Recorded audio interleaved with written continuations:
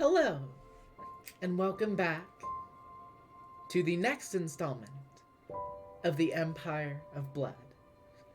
I, as always, am your humble dungeon mistress, and tonight we venture into the 7th episode of this particular story, Blood in the Sand. When we last looked at our ill-fated heroes, a great many things ensued. Kipariso, having just suggested the notion of bringing death to the mortal goddess, to Empress Leora herself, well, the obsidian orb in Lysandra's home overheard, and the Empress herself was notified. It was only a short few minutes after that had happened when Decima, a now at this point very well-known member of the Order of the Sustaining Mother, and specifically of the Silent Sisterhood, arrived to personally take Kipariso back to a cell to await judgment the next day. We then, immediately after that, had Galatea's horse enter the abode of Lysandra and Tara quickly and hurriedly getting the horse out of the building. A small chase ensued where Galatea's phantasmal steed ran throughout the district before turning into a cloud of umbral smoke. And that is where Tara not only discovered where Galatea takes up residence, but also met Galatea's lover. The still healing and still in remedial physical therapy. Not Decima. We're still scuffed over here at performance check. That's never gonna change. Aegle. Tara and Aegle had a wonderful conversation back and forth as a Dhampir and a Therianthrope. And eventually we cut away again. Lysandra, deeply troubled by all of the events that occurred, needed a little bit of a rest. And so she let herself go off to sleep before she continues with some new plans, which we will touch on this session. Ibis returned to the cathedral and had a word with Calliope. A very emotionally heated conversation went back and forth between the two, and at the end of it, arrangements for a date in the future were made. But an important note to touch on, claimed by Calliope, Ibis would have been promptly excommunicated from the cathedral had Calliope not pleaded with the mortal goddess. Ibis, before meeting up with Calliope, also had a conversation with the mortal goddess herself, and also later on that day spoke with Kipariso in his holding cell, where Ibis found out that Kipariso was genuine in his sentiment to take the life of the mortal goddess. Tirfi walked around with her beloved wife, delivering treats to the children in the aftermath of the fires that struck the Throck quarter of the city not too terribly long ago. Less than a week, in fact. And after that, Tirfi and Tara both went off together. One, so that Tara could tell Tirfi the fate of their companion Kipariso, but also so that Tara could get Tirfi's advice on the oversized gray render that has bonded with her. Tirfi, unfortunately, was not able to recognize the creature, but was able to place some distinctly dog-like qualities to it. And Tara revealed a later plan to build a hut in which to store the Grey Render, who we found out was named Hercules. A very apt name if I have ever heard one.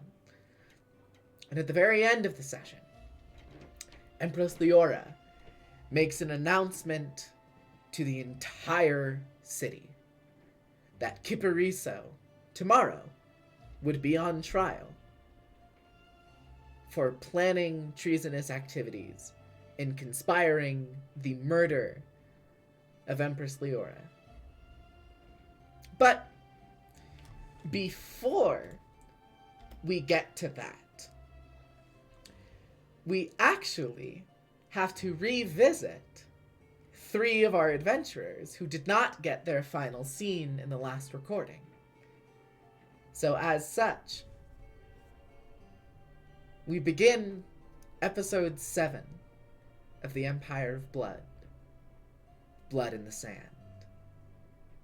And we begin still the day before the trial, where Tara and Tirfi are returning to Lysandra's abode.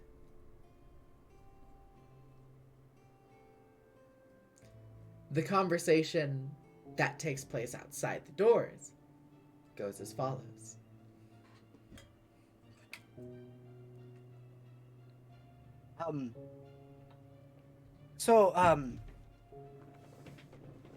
You know how you had called me a coward before? Yes, and you threatened me for it. Yes, I do believe you were correct. I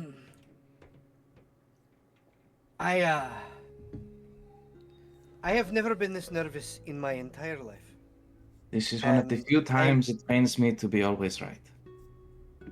Again, I will punch you and just take the brunt of your wife being angry at me. Only my wife punches me. Alright, here we go.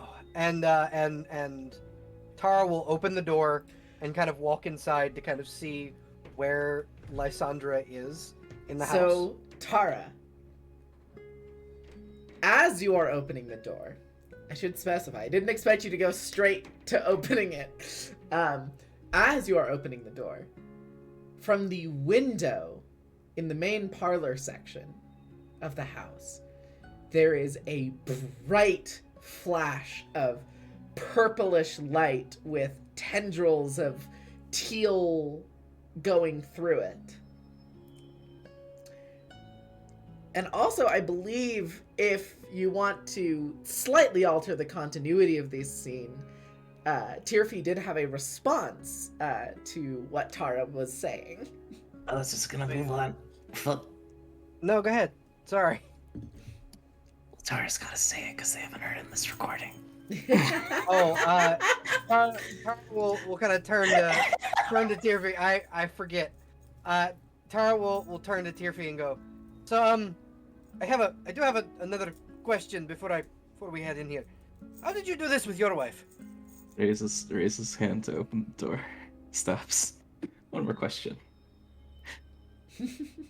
Tara and Columbo voice. Just one more thing. Tirfi thinks a moment, and I had met my wife. It was when the experimental star was first opening. I went to her pottery shop, and I commented something. These will be good vessels for. These will be good vessels for my products, and she hit me with something like, "Oh, so you want to fill my vessels?" You know, why does that not surprise me with you two? I wasn't sure if she expected that I would smash everything by tripping over, or if she was just giving me fuck me eyes from across the shop. It was the second one. You know, I can see why. Are you here to flirt with me or with Lysandra? Listen, I have flirted with you our entire friendship. That will not change. Anywho, Tirfi's gonna knock on the door hard. Now, for Tara. As you are knocking on the door, you see from the window in the main parlor section of the abode a bright flash of purplish light threaded with teal tendrils. Magic, Oh yeah, no, Tara. for sure. Not something you think you recognize from Lysandra's typical spellcasting. Yeah, Tara's shouldering down the door. Okay. Give me a strength check. All right.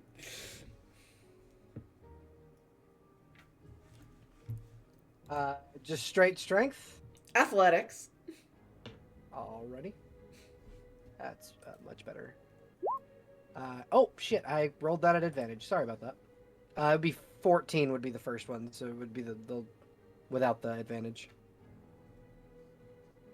14. You shoulder check the door. And it opens, but it's not smoothly. And you feel underneath the weight of your shoulder, some of the wood in the door kind of splinter in the impact. And as the door swings open, you see Lysandra, having fully moved the rug in the kitchen area, and it's off to the side. You see a very ornate alchemical circle with a 5-pointed star script in Draconic laid around like the outside edge of the circle. In one of the circles, there is, Tara, you recognize a tuft of your own fur that's probably been collected from you sleeping and lounging around the house. You see one of Typhon's horns, a vial of what looks like Delphi's venom, a feather from an ibis, and what was the last component, Lysandra, if you remember? It was Typhon's claws, or part of his horn. He had a fang. Part of Typhon's horns, one of his fangs. Lysandra's scale. And one of Lysandra's own scales. And as you look in, you see in the very center of the circle is Typhon.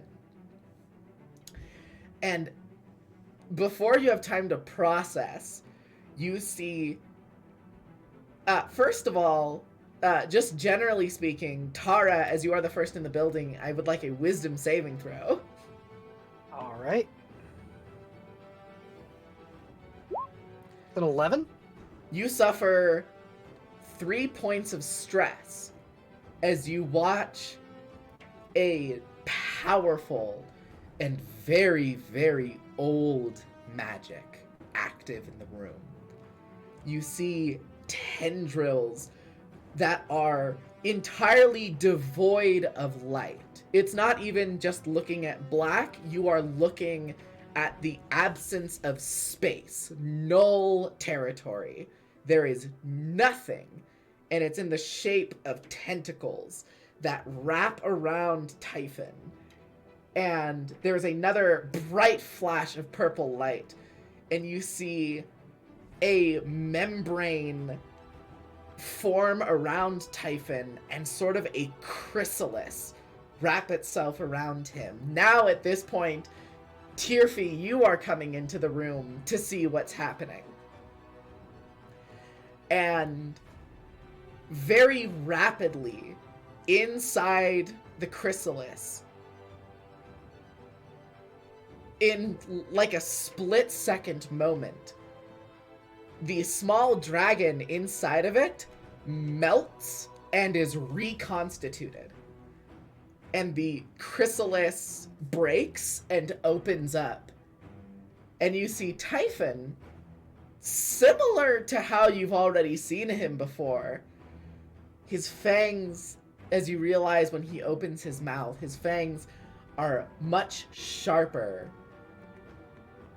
And you can see little drops of green venom dripping from his two incisors.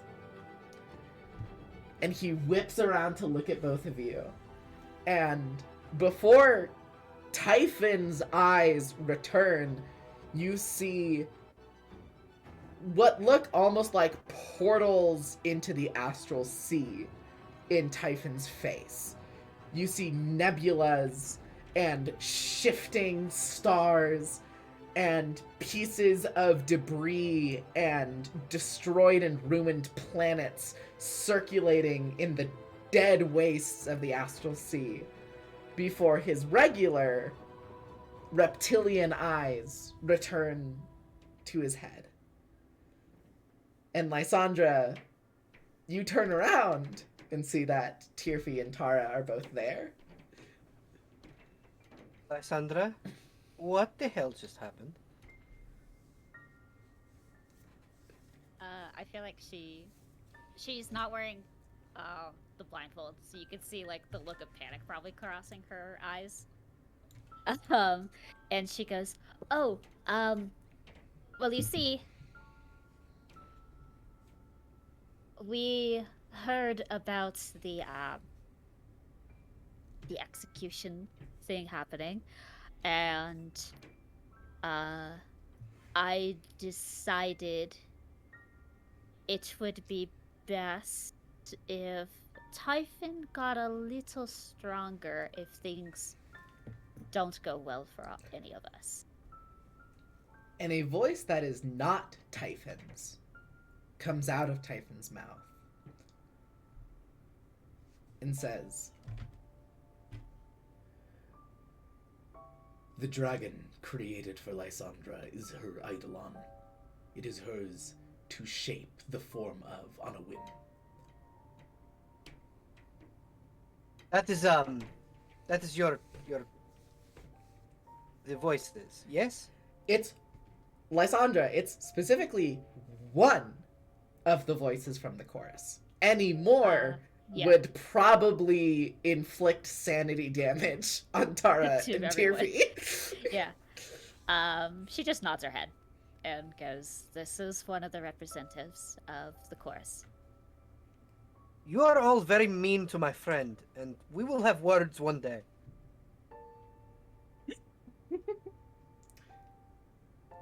No response. I feel like that's just when Typhon comes back and he just flops over. Yeah, Typhon just shakes his head like a dog drying itself off. Typhon, come Venom here. going everywhere. Immediately with the like, come here kind of tone, Typhon's eyes widen with delight and he scampers over. And you can smell the venom on his breath now. Listen, I need you to do me a favor. Do Yeah. you remember a few weeks ago? I brought home a bundle. I put it in my bedroom and I told you never to touch it. Yes, Go in there and get it. Do not unwrap it. Just I get to touch it! And he immediately zips. My God, bring I it to forgot. me still bundled up. It's in the fur. I forgot Typhon had little guy voice.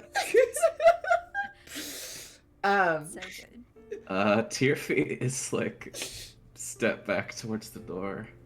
I feel as though I am seeing something I really should not be seeing. Tirfi, I need you. Please do not leave. Anyway, Sonic It just is waves true at though, Tirfi. Tirfi. Granted, you got it from more of a peripheral.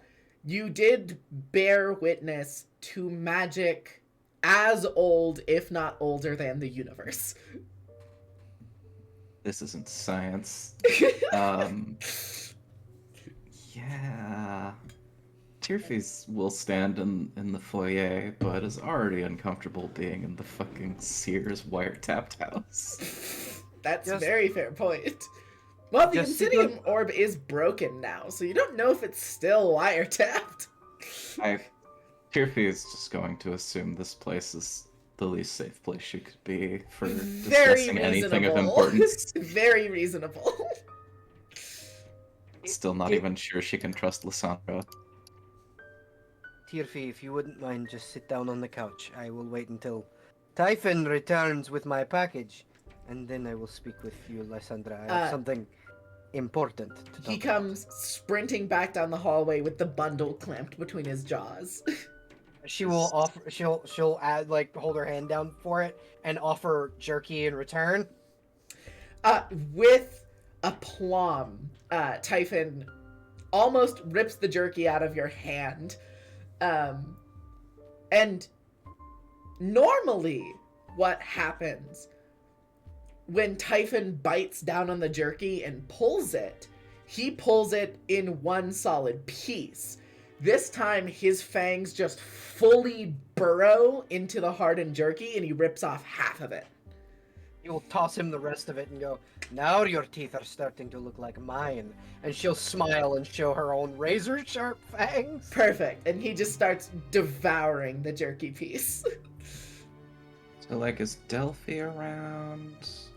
Delphi is around, and basically in that pet position where it's like her hind legs are curled up and under her torso, her wings are folded to her side, her arms are crossed in front of her, and she's laying her jaw on where her front claws like intersect. Okay. It's lazy hard time. We're gonna offer Delphi some Displacer Beast jerky. Okay. Just kind of check how Critter's doing. You toss it over to her. Now, dragons are born with an understanding of language, but don't have the ability to speak it right away. Yeah. But you almost get the sense when you toss the jerky to Delphi, she looks at you in a very telling, like, what's the catch? Kind of like why do you give me this offering? But before you can come up with a response to that, like, non-verbal inquiry, she will reach down and snatch up the meat in her jaws.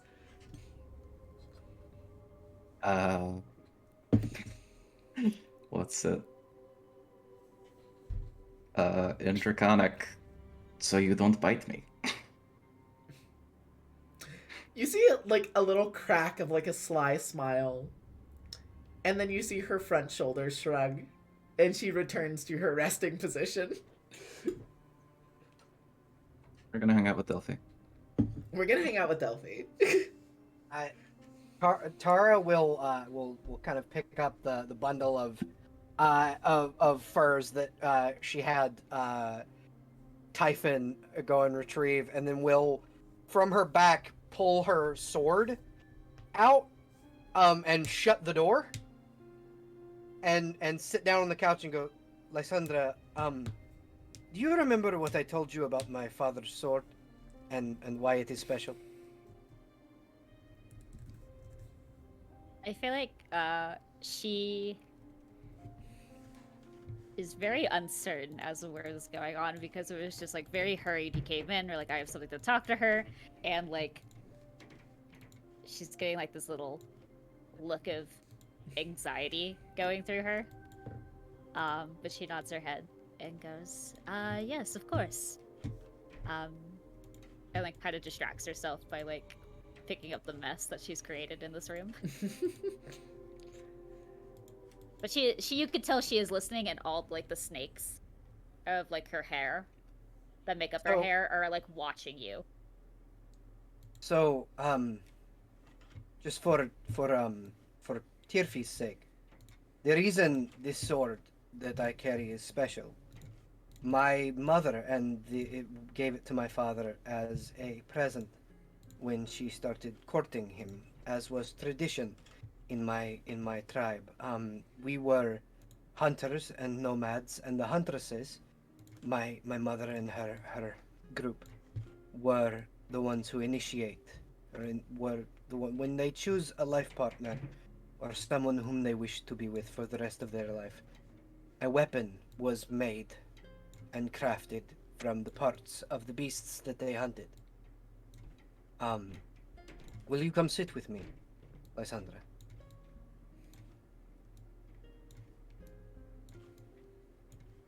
She turns around, gives like a little quizzical look, and then just nods her heads. Nods her head, and I guess by proxy, all the snakes also nod their heads. And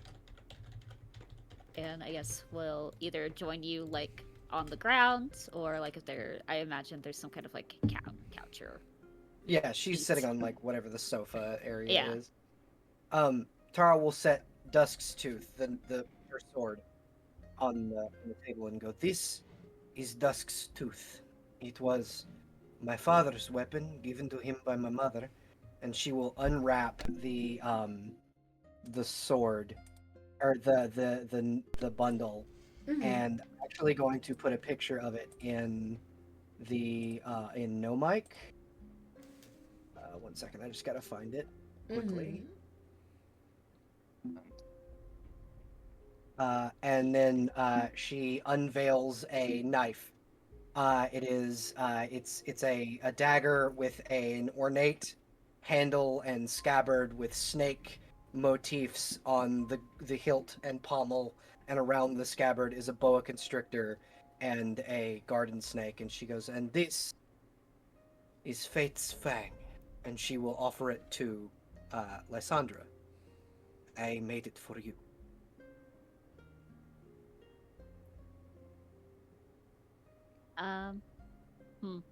Yes. Hold on 1 second. Roll 20, did you roll for me? A 6. Yeah, she blue screens. Absolutely. For like for one of the few times that you've seen her, she's probably like, especially now, eyes visible and everything. It takes her a very long time to connect the dots, and then when the dots are connected, like, it's just full eyes flown with wonder.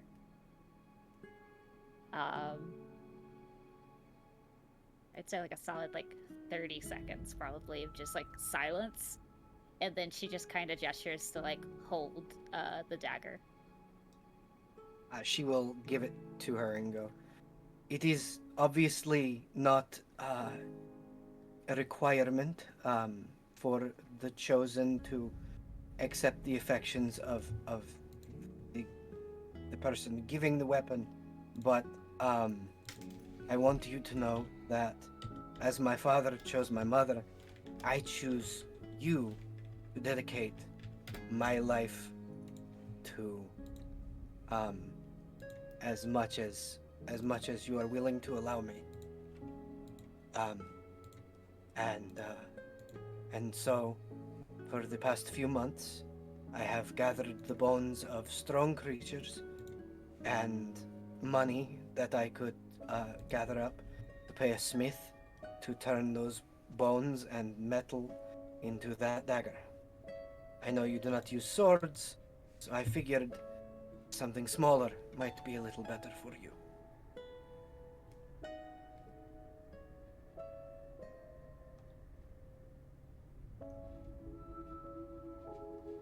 I feel like she's definitely holding it up and like lightly playing with it to see like how well it moves.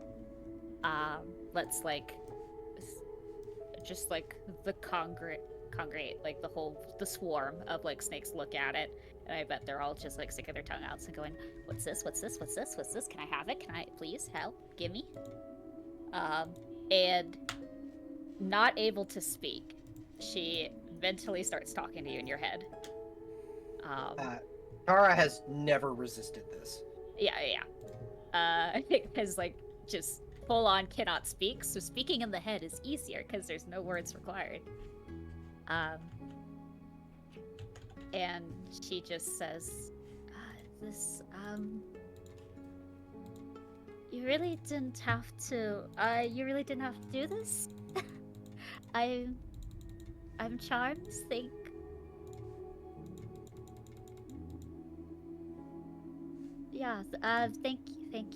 you, yeah.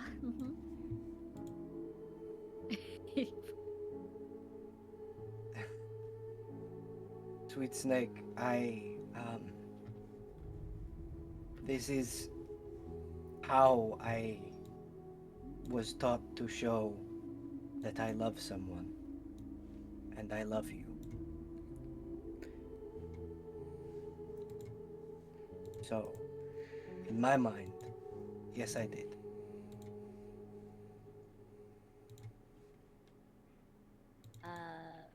What languages do I know again? A couple, I think. A lot, yes, I do A know lot a of them. I'm looking at my languages. I will not say I love you in voice speech. That will probably hurt you a lot. But typically, I would say like in her mother tongue, which is Draconic. You just hear the um, mental words of. She says, I cherish you, I adore you, I love you" in Draconic. And then goes pretty much switches into common in a very sheepish tone of like, I my feelings are just I like I love you too. And I think, what time is it, baby? I'm sorry, I have to be that person. I What need to time go for is clarity. it? Yes, please. At this point, it's cresting on the evening. Okay, perfect. And then like on the tip of your nose, I think she mutters an incantation, and she will smooch the little tip on the nose and cast a gift of luck on you. So for the next 24 hours, you have advantage on 3 rolls of your choice. So when Lysandra kisses Tara on the nose, Tara will cup the sides of Lysandra's cheeks and kiss her on the lips. Yeah.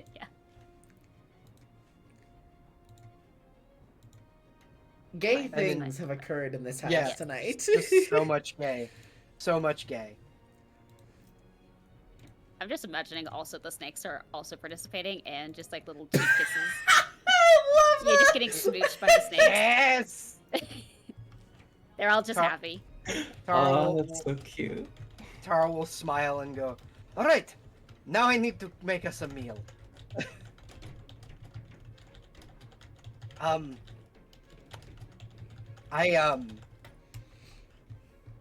there is, you had mentioned the Colosseum tomorrow and the execution of Kibiriso.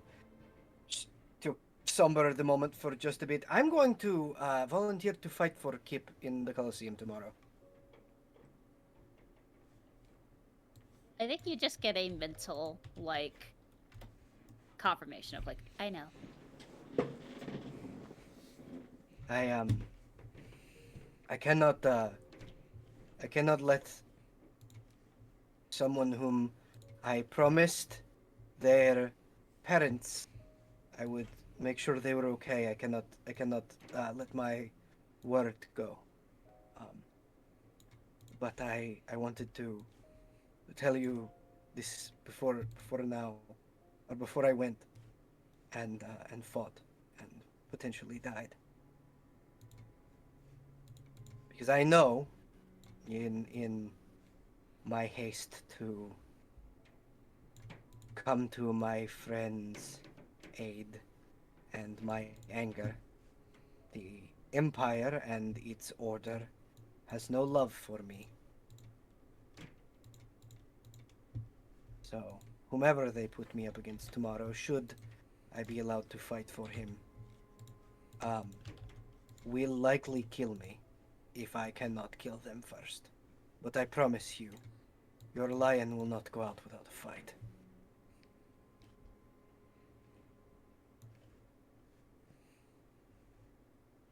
I think you get a hi, I love you, but yeah.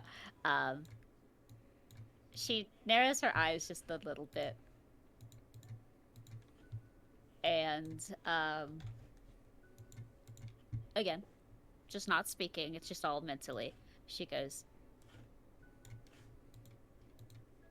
I have just gotten you. Again. I will not lose you. You will come back tomorrow, alive. I will make sure of that. Alive and victorious, and probably with a new charge in the home.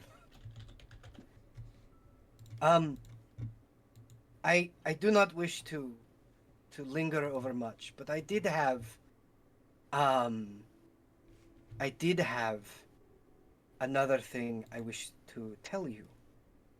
I am thinking about saving money from my wins in the Colosseum to build myself and you a home outside of the city walls, in my hunting grounds, if you would be willing to join me.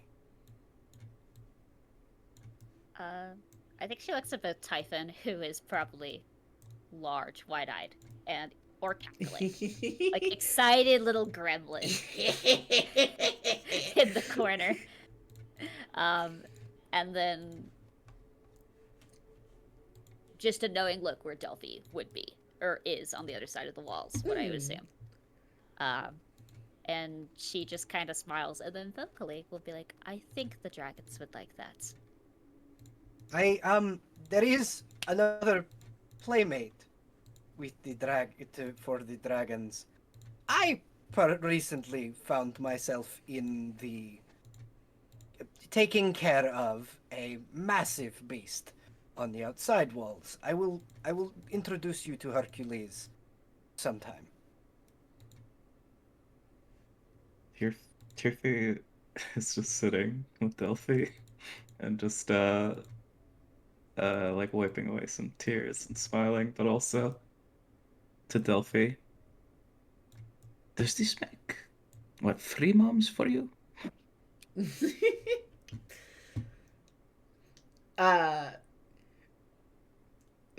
It's hard because Delphi can't talk yet, but she does kind of nod.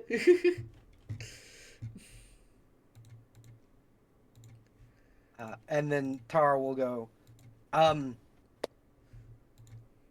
so another, just quickly, Tirfi, we wanted to speak with Galatea this evening, correct? Yes. Lysandra, would you like to accompany us? Sure, Wonderful. I suppose. I will... Just looking all over the place like you're talking about this here. Don't... and she'll just kind of gesture to Tirfi, like, be cool. We're not saying anything explicit. Just be cool. Lysandra has no idea what's going on. They're just like, "Hey, you want to go visit Galatea? I guess." Do you want to bring Delphi out with us?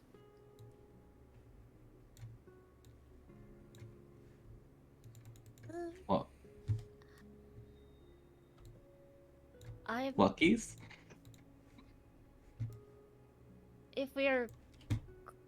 I'm not entirely sure it'd be easy to hide her in Do the you- vast public. Then should we leave Delphi and Typhon here together, so that we know that Delphi is not left unattended? Lysandra looks at Typhon and Delphi. And then, in Draconic, in spite of Typhon, we'll go. I'll be leaving you two alone again. The house is yours. Typhon, Delphi's in charge this time. What? Tara will whistle at Typhon and go, Typhon, if you're good, I have left a surprise for you in the large bag where I keep all of my really, really spicy jerky. You see, Typhon ponders for a little bit, then goes, "I do like surprises. Fine." There's a Skitters large away indignantly. there's a large displacer beast like steak in there waiting for him, cooked not really too cooked, but just enough where it's not raw. Noted. Still love to imagine that Displacer Beast's meat is really hard to like it keeps slipping. Really hard to keep down. that's Tangentially how she- related, I might cut this from the final edit. In the very first session of the Curse of Strahd campaign that I ran Yeah. when Abby met me, I won't say the second half of this creature's name, but the gland of a phase something kept blinking in and out of existence as Abby's character was trying to eat it. All because I said surprise me when they asked what I wanted You to told eat. the I said, you told the "Surprise." bartender surprise me, and they were like, "Hey, I got a weird one for you." I ate it, but it was hard.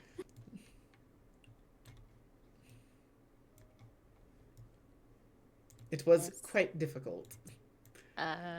Delphi is going to learn responsibility by being in charge. That is Lysandra's idea. I love it. Also, I can't be like, Typhon, you're always in charge, because then it's going to build this hierarchy, and we don't need an ego for Typhon. Nor- I can't have a huge ego. You don't want to make an ego for Typhon, nor do you want to give Delphi the idea that she has something to prove, because that's Yeah, also no. not gonna go well. No.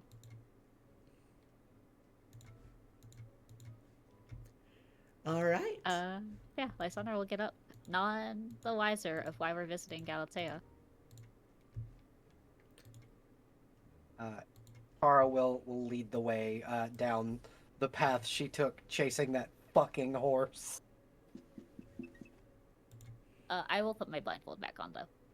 Okay. Very reasonable decision. Tara will, knowing that, take this opportunity to hold Lysandra's hand the whole time. Lovely.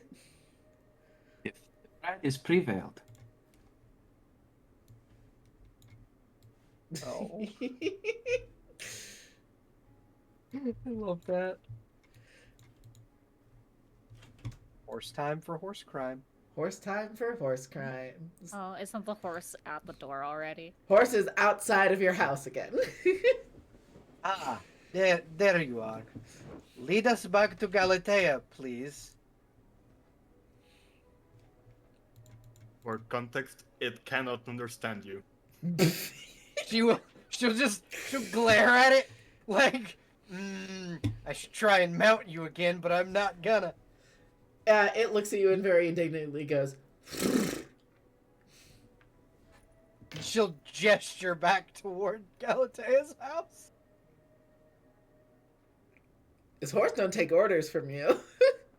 I It think don't I have saw- to, but like, Tara's going. Okay? Yeah, I was gonna like, Lysandra will just start pulling Tara too, because she knows the way too. Yeah. Okay? Tara, I'm more dangerous of dying from this than you are. Listen, I have gripes with that horse. Just Like- falls asleep in front of you. Yes. Tirfi is snort laughing. Tara is Breathlessly. growling indignantly the entire time. So, Lottie, you just said that the horse keeps going, like, past the group as they start walking in the direction, right?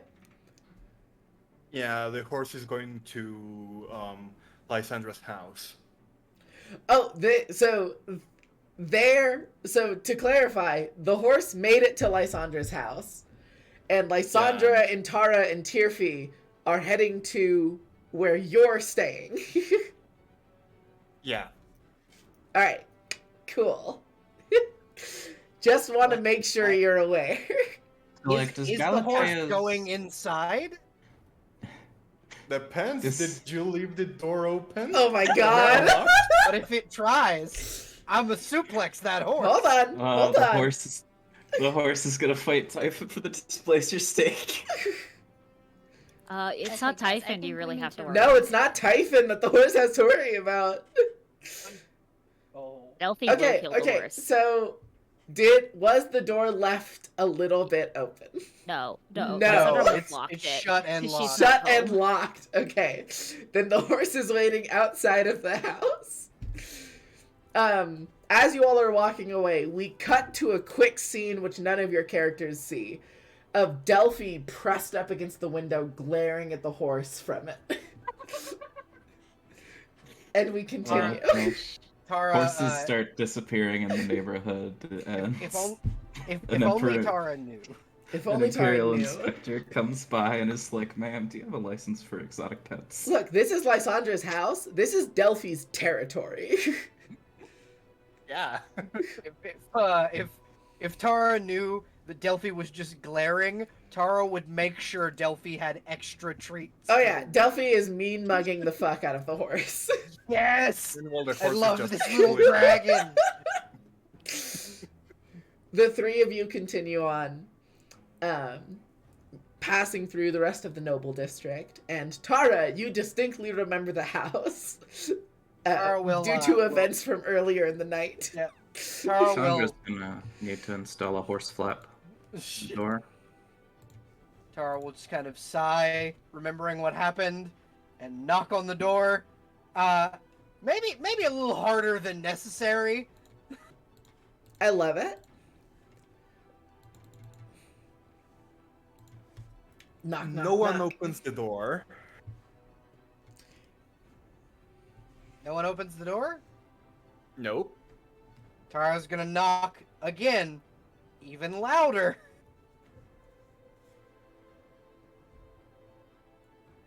You all may hear some shuffling inside the house. I will say, Galatea, you'll also hear coming from the workshop, the voice of it, at this point, very familiar gentleman going, "Is that for you?" Yes, and I don't know if friendly or not. And she grabs her mace. Okay. Tara will, if the door's not answered after that second knock, she'll just like take a really deep breath and just to announce herself, let out a very lion-like roar. Oh, it's the kitty. She opens the door. You also see, I don't- as you open the door, you see a couple of the neighbors open their doors and look out very concerned. Just go back to whatever you were doing. I just had to make sure it was they knew it was me. One of the nobles goes, "Is there a lion out here?" Yes. Do you not come to the Colosseum? It is me. I am the Lioness of Eurydia. Rather than answering the question, "Do you not come to the Colosseum?" You are instead answered by the sound of the door closing. That was smart on his part.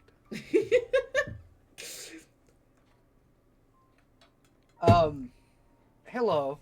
Your horse was trying to enter my house again. No? Why was your horse trying to enter my house again? She has her own will.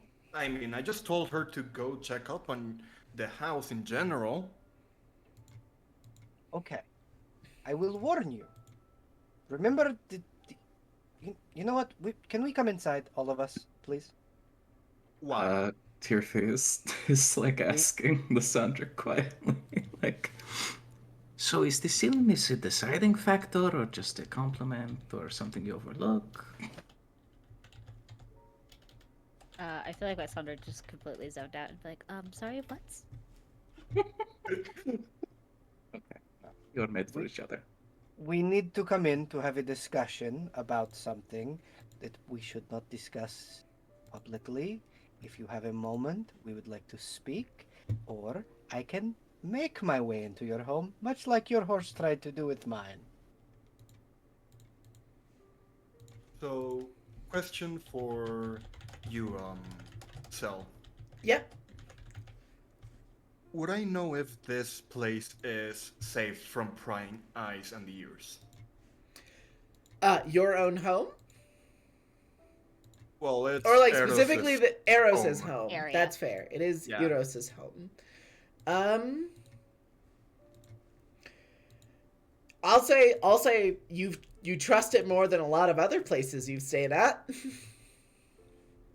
Including my own place, I'm imagining. Yes, Okay. absolutely.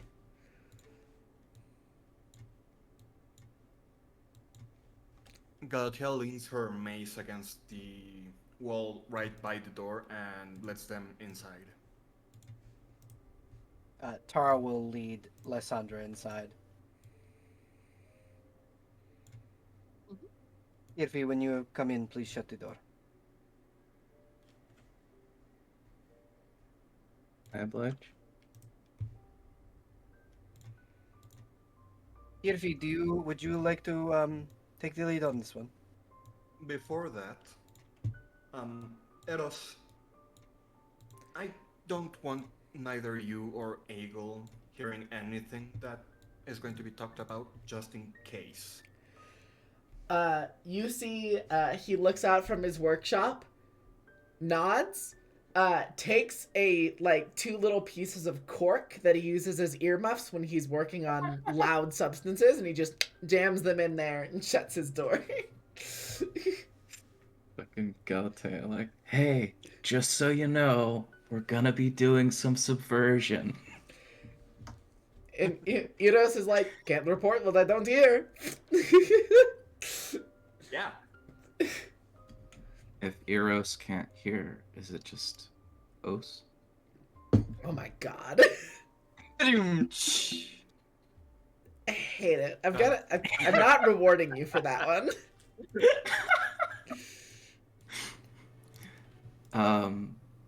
In reply to, do you want to take the lead on this one, Tirfi? Tirfi just kind of looks around in bewilderment, like, you've been doing a great job so far. I mean, if you'd like, I can continue. It's up to you. I feel as though you know more than I do. All right. And you are also the one who has got the most stake on things, and the best plan of action so far. That is true. So I'm assuming you heard the bluster of, what is, I try really hard not to insult the woman in charge of this empire. This is probably the nicest way I could put that. Empress. Not mine. Elite, My elite jailer. nag woman. My jailer. Mm-hmm. The woman who had my entire family killed. Anyway, you heard her speaking about Kipariso, our one-time companion in the sewers. Yeah. I am going to fight for him tomorrow. Should Okay. I fail, I will need the skill of a healer to bring me potentially back to life, because I will not I be cannot do fighting. I see.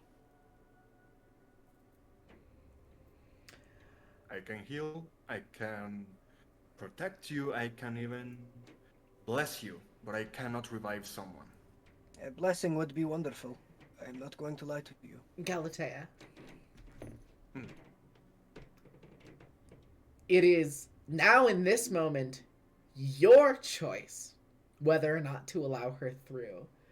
But you feel the distinct sensation of a tropical breeze blowing on the back of your neck.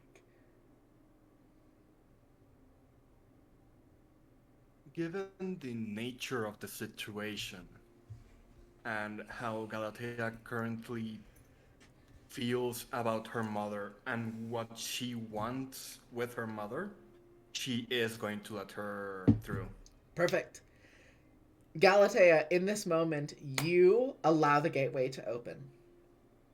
And all of you see, for the first time, Tara learning so many secrets about Galatea this day. You see a rift open behind Galatea, and the vision of a beautiful tropical island appears in it, and you see a woman step through. Galatea, soon as- you already know who this is. As soon as the Hey, rift Mom. opens, Tara's instinct is to go for her sword. Just immediately. And immediately Galatea is like, Can you hey, Mom. Okay, you say, hey, Mom. Tara reaches for her sword. Tara, real quick, can you give me a dexterity saving throw? Dex save, got it. 15. 15. Does Um, Galatea say, "Hey, mom"? Galatea does say, hey, Mom. Tara, you go to reach for your sword, and as quickly as you go to grab it, it is, in a flash, buffeted by a gust of wind out of your sheath, and it clatters across the room. And the woman who now steps out from the portal wags her finger, goes, that's not how we're doing this. And you Tara, all see because of, an so, individual. Oh, go ahead. what is like the least amount of stress a person can take? What? Okay, she's going to take 1 point of stress for that because anytime Tara is forcibly without her sword, it stresses her out Of course. because it was her dad's. Entirely understandable.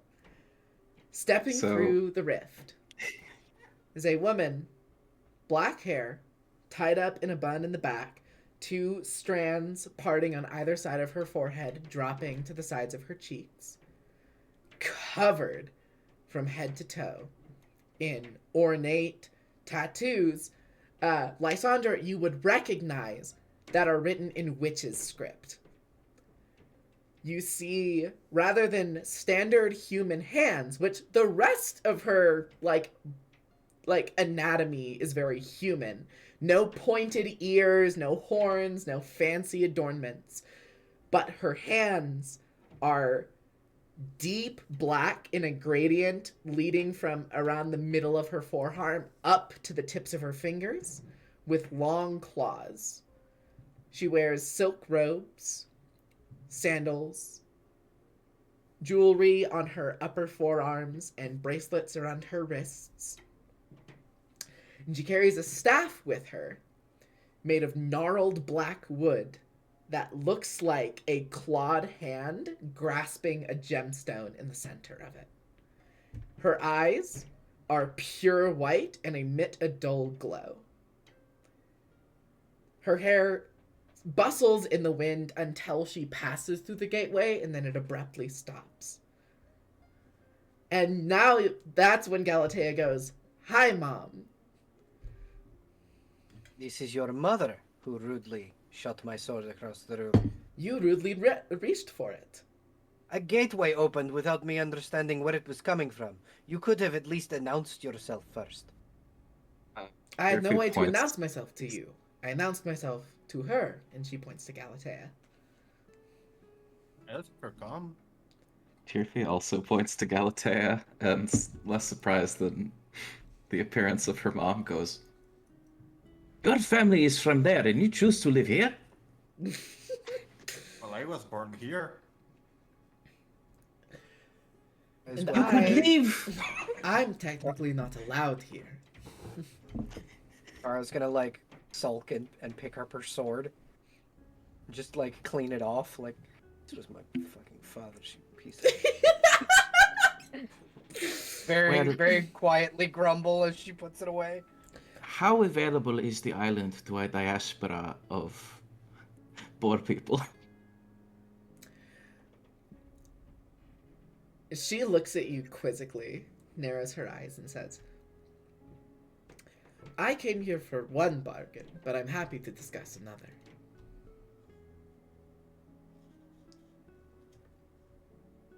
First order of business, however. She looks to Tara. "Worried about dying, I hear. I have I- remedies for that." I am less worried about dying myself and more what I will leave behind should I die. And I wish to not do so in general. But while I trust your daughter, I do not trust you. Not yet.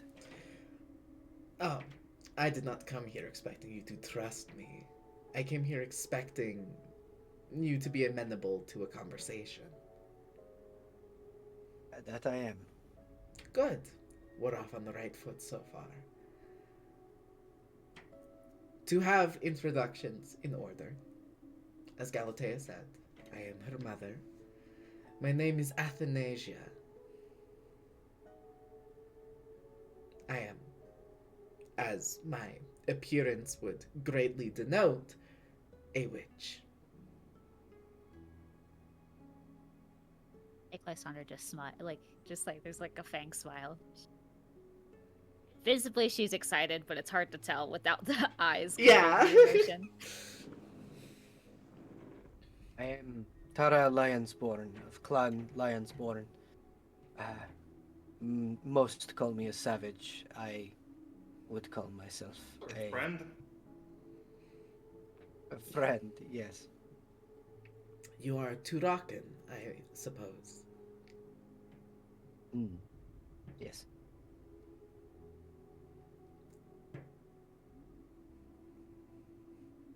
Yes, I am. Noted. I am sorry for what the Empire has done to your people. They, more than most, my clan,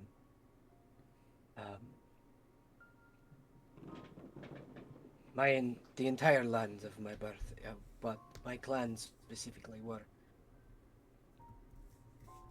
very foully treated before I was captured. While I have no love for this place, I have great love of people within this empire, and I would wish to stick around a bit longer. Thank you for your condolences, but what do you offer is my question to help me stay here longer.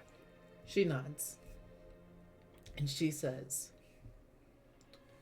witches, in their functionality, have different arcane secrets. These are special practices and disciplines that a witch focuses their life study on. I am different than other witches, as I have mastered 3 of them. The one that will help you in this particular occasion is the secrets of healing. I could, in exchange, we could talk about the details, but usually we most often go with a favor to be called upon at a later date. But I can create a curio, a small magical bubble that I can imbue my magic into. And anyone can use it if they are holding it. With this, I could imbue a curio with dust of a ground diamond in order to give it the ability to return its holder to life. I know little of witches, but I do know, from what little I know, you are interested in alchemical ingredient, correct? Alchemy is one of the circles I have to work with, that is true. What are you offering? The blood of a Theranthrope.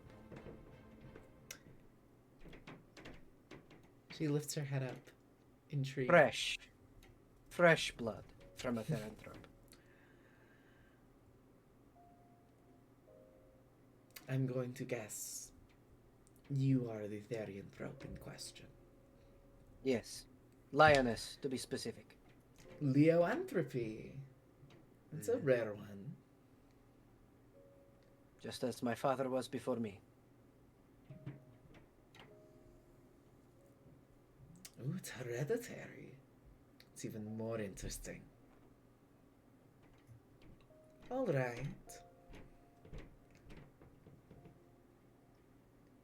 We'll do 2 vials of your vitae. And in exchange, I will make you a curio that can revive you if things go sour. Now, as a note, granted I already know a little bit about the situation, a curio I give to you lasts until you need it, or until you use it, or until the day has passed in which I will need that curio back for something I have to do. So I have it for 24 hours, essentially. But it does sound like that is as much as you will need it for. Yes. How would you like to take the blood? I assume you are not The- one for just me slitting my hand open. No, and of course offering not. it That's that way. far too gruesome and indelicate. No, I would never. She motions to the still open gateway and says, if you would come to me on my island for a brief couple of minutes. Tara will indeed follow in. Okay? She walks into the rift. You come with her. Now, the rift stays open, but it does get smaller as you both pass into it. Still an open doorway torn in reality, but it's not big enough for a full-sized person to fit through. Tara is going to, for a moment, just breathe and enjoy not being in the Empire for a moment. Actually, while we're at it, can you go ahead and give me either a nature or history check? Nature. It's natural 20, total 22. Okay. I love it. Hold on. Let me. Now I'm on the back foot. Okay.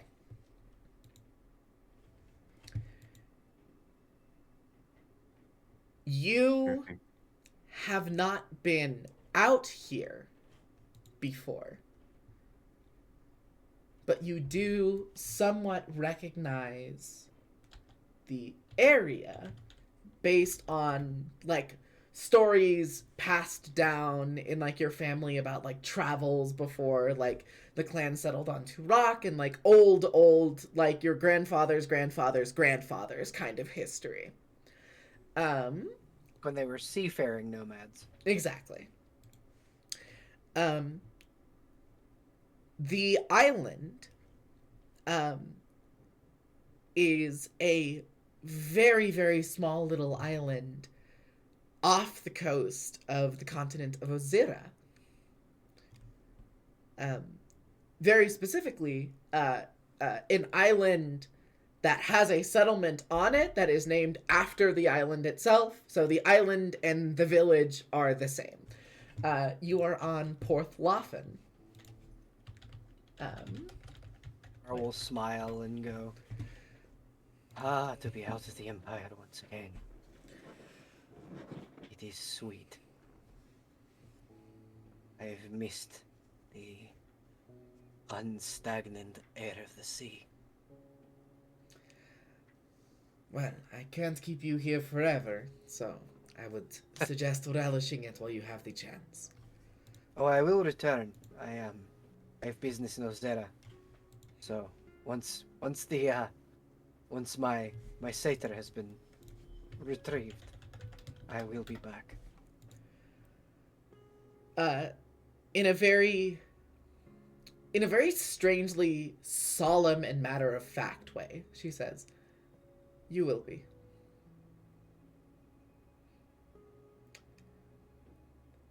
Yeah, she just smiles and she's gonna kind of disregard how solemn that might have been, but this is just a moment of like, Tara as a person, one of her main stressors in life, and one of the reasons why she hunts as often as she does, is how stagnant she feels in the Empire, and just being away from the Empire, even for this brief moment, is like, you know, that moment when you see someone who is so tense, just relief, like the world falling off of Atlas's shoulders. Oh yeah, all of your muscles slack, and it's a feeling of brevity that you have not had access to in quite some time. Tara will look to Galatea's mother to what did you say her name was again? Athanasia, She'll look to Athanasia and which kind of, actually, on your natural 20 history check or nature check, nature. on your natural 20 nature check, Athanasia is a genus of flowering plants that grows here in Ozera. But it was discovered and named by a Eurydian nomad. The name is derived from the Eurydian A, without, and Thanatos, death. Her name basically is deathless. She's basically named immortal. Lady Athanasia. Yes. First of all, I apologize for going for my sword immediately. I should not have. It was rude, and my father would have been disappointed. I do that not drew fault his you for sword. your instinct. You are fine. Secondly, may I ask you a second smaller favor? Hmm. The flowers that you are named after. Do you have any? You see, she looks and she says, "You're going to dislike me for this. Mm-hmm. I do. We already have one outstanding deal that the flowers were not a term of. The laws that bind witchcraft and the magic that I wield are very, very particular about these kinds of things. So we could so I may strike not another decide. bargain so that I could give you some. But they are my property, and something must be offered for me to allow you to take them." I don't suppose you trade in gold. Gold is less useful to me. But- I will give you. I can give you a third vial of the blood. I just want a bouquet to take back to my loved one. You see, she looks.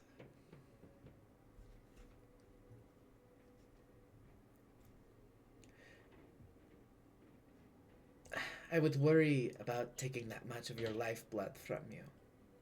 Especially with a fight the coming morning. Wouldn't That is want you to true. be lightheaded.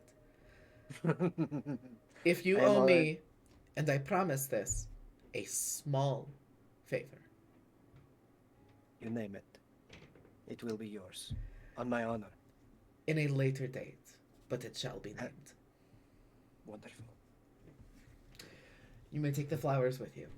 And she continues up to her little hut on the beautiful. You feel like the sea breeze, and it's just wonderful. She steps up to the hut on the island. This small little cordoned off section, you notice that at least 2, maybe 3 acres worth of the land is just beautiful tropic grass, a couple of trees here and there, and almost forming a wall behind the hut, there is this very unnatural, like it doesn't even belong in this kind of biome. Like these are plants from outside of a like tropical element, like very, very thick trees, and ferns and bushes and thickets and briars form a big impenetrable wall of foliage behind the hut.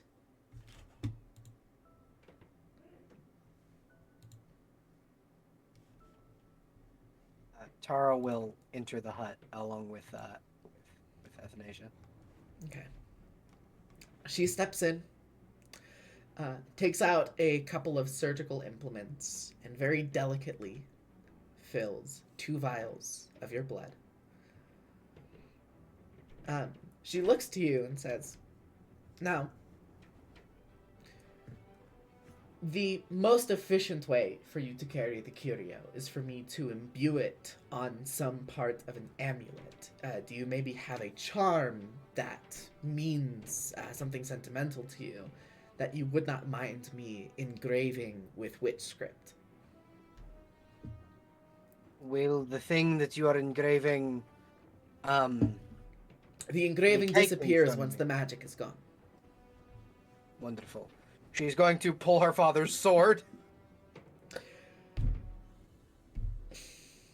And she will unwrap the red, like, cloth from around the hilt. From around the hilt. Okay. Revealing a beautiful, like, oak wood underneath, which is what the lions on the pommel and guard of her sword are carved out of. You may carve it here. And on one side of the hilt is like it's blank, it's like a grip, and on the other side are the names Leo and Thessa, and those are Tara's parents' names. She will unthread the pommel, and she will imbue that with Revivify. You see, she takes a diamond from off the shelf, and rather than crushing it in her hand, you see that she just holds it and gazes down at it, and the diamond just collapses into dust. Okay, you have to show me how you did that. She blows the diamond dust onto the curio, and you see it swirls around it like dust dancing in a sunbeam before it eventually sinks into the wood. And she sees the witch's script, but those who are not trained to see it can't see it. So the diamond dust goes into the pommel and it looks unmarred and untampered with. But it has, if you look at it, it's almost like looking at it directly, you don't get this, but if you see it in your periphery, it glints and refracts the light coming off of it. Wonderful. Threads it back Tara onto will- the sword. Tara will bow and go, if I were to wish to repay you, not for the favor, but just for my own personal know-how, where would I leave something for you to pick it up? You see she looks curiously at you. And then she says,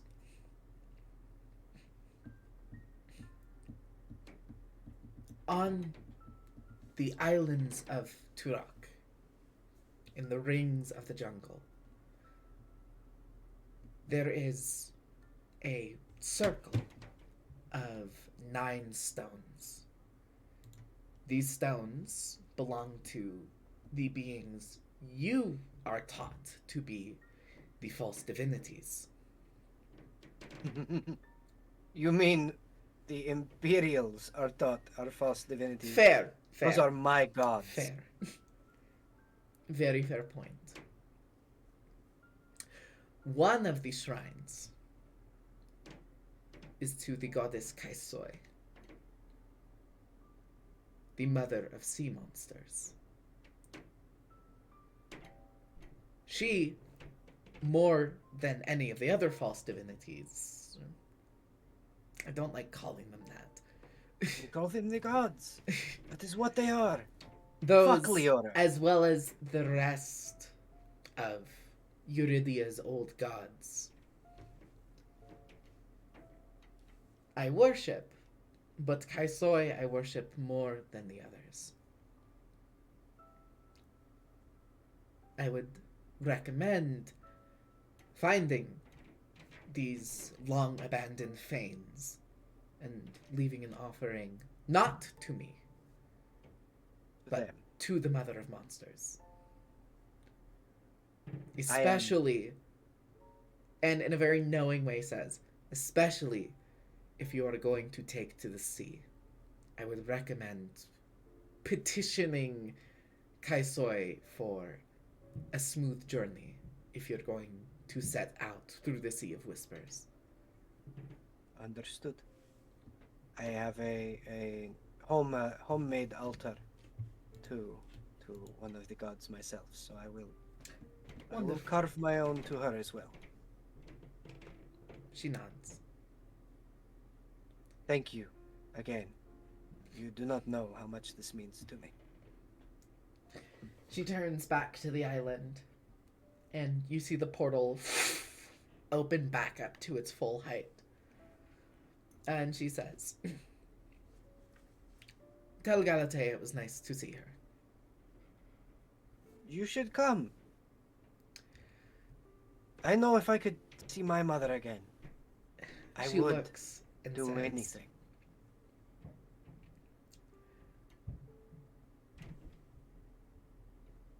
it would not bereave me to say why, but I cannot. I understand.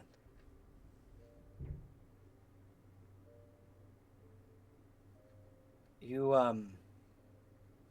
a good woman, and I am sure a good mother. You see, with a bitter smile, she looks at you and she says, I'm working on being a good woman. You can ask my friends. I am a great judge of character. She'll nod and leave, and take the flowers with her. As you're stepping down the hill, you see she says, without turning around to face you, as a last note as you're leaving, she says, you did not meet the previous version of me who was more deserving of judgment. Do not need to. I met this one. That is all that matters. You step out from What the we rift. do now. Yeah. She speaks over her shoulder. as she's Yeah. leaving. As you step out from the rift, it immediately shuts behind you. Now, real quick, something that was posted in No Mic that I wanted to revisit. Tirfi. Just for the sake of having it said to the audience, you said in No Mic that you took 2 points of stress. If I could ask, what element of that conversation brought stress to Tirfi? First, it was Galatea chooses not to leave to the awesome islands that her mom lives on and stays here Uh-huh. in ignominy. Second was there being nothing said of, like, I feel like stories warn us not to offer our lives and blood to witches too readily. Gotcha. But Okay. It was never gonna stop Tara, so.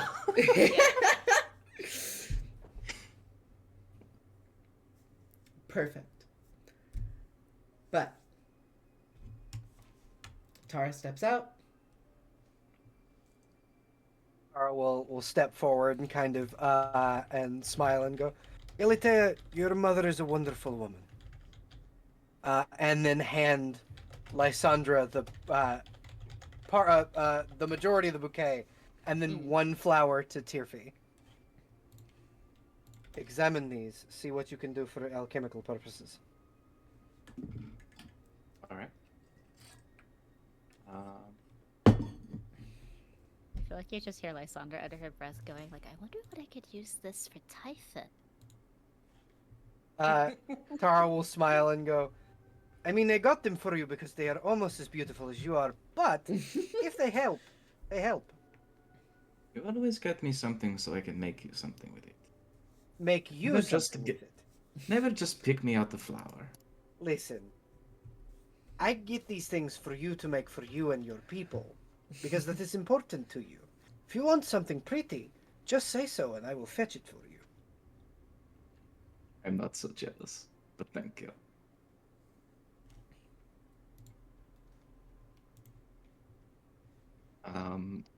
Tirfi to Galatea. When the current affair is settled, remind me to speak to your mother about, well, rescuing a people. What the bargain would be for such a thing. That I can do. I hope. Galatea, Yes? thank you. What for? Welcoming us into your home, allowing me to make that deal. And just in general, like I said to your mother, being a good woman and a good person.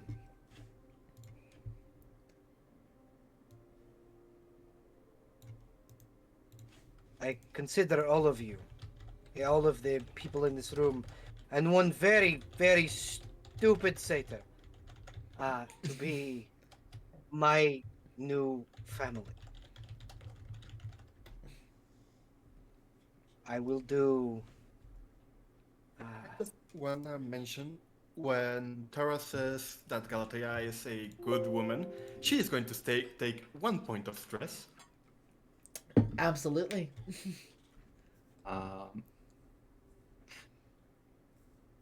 Can't hold it back.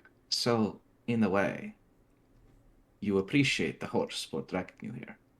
We'll fucking kill that horse. Yeah, yes. You'll be killing my shadow, it's going to be back. I am aware. That just means I get to strangle it again. As many times as I'd like. It's. Her neck is thicker than your grip, I think. Not with both of my arms. Well, with that, no, but she's Her neck- still stronger than you. Your neck could choke a horse. Yeah, it will be great. It will be a fantastic wrestling. Our battle shall be legendary. God damn it. Can't say it. Eye rolling. Do Snake's I eye roll give for you her. inspiration for a Kung Fu Panda reference? Yes, you do. Do I? She'll need it. You do. How much, Actually, how much inspiration does Tara already have? I literally can't get any more. Yeah, you're fine. You're oversaturated. I already have 3. You're Redistribute good. The wealth. You're Just good. give it to someone You- else. So my inspiration that I gave. Do you already have like 3 inspiration from the DM, or like are you? Yeah, talking about 3 gift of from the luck? DM. Oh, 3 okay. from And then the you DM. also have the gift of luck, which allows you to re-roll a roll when you choose to. Tara has 6 rerolls that she can. Well, no, You specifically, are Gift of Luck allows you Is to advantage. declare advantage. It's not a reroll. Yeah. You can declare advantage on a roll when you feel like it. Oh, yeah. You gotta Yeah. decide in that moment. Like you have to call it, and like I'm going to use gift of luck right now. Yeah. Okay. But it Wonderful. lasts for 24 hours, which that's why I asked what time it was, because would it impact the Coliseum, which you said was at 2 o'clock? So yeah, it does. 2 o'clock the following day. So she'll Now. still have it. We should all likely get some rest. We have a big day tomorrow.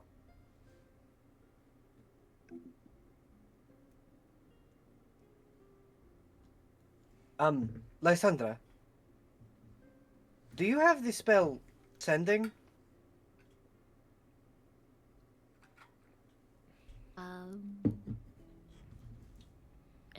No, but I could potentially look into it. Outside. I will have it tomorrow in the morning. But Lysandra currently is not level 5. Ah, okay. Tara will just kind of nod and go, it will be fine. I will... Keep sent me a message, and I was wondering if I could do the same, but I think, as is my way, spontaneous action is more how I send messages.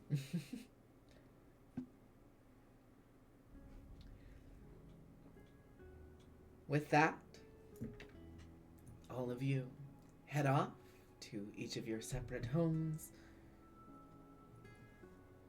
I want to make like just I feel like my stutter would make Tara and her go like on a detour and act like they were going shopping, as well, and picking things up Okay. as they go home. I'm not actually going shopping. I'm saying like basic shopping, like food, like picking up fruits or produce. Or something like Sure. that. Absolutely. There's Just a so couple it looks of like they left and then they came back with got groceries. it. There's a couple of market stalls in the Commerce District that Yeah. stay active going into the later evening. So, I'll dock like what, a gold, probably. Yeah, for produce, a gold. Yeah. Okay. Just so they have an excuse, like, yeah, we went shopping. Okay. This is my bodyguard. I can't see.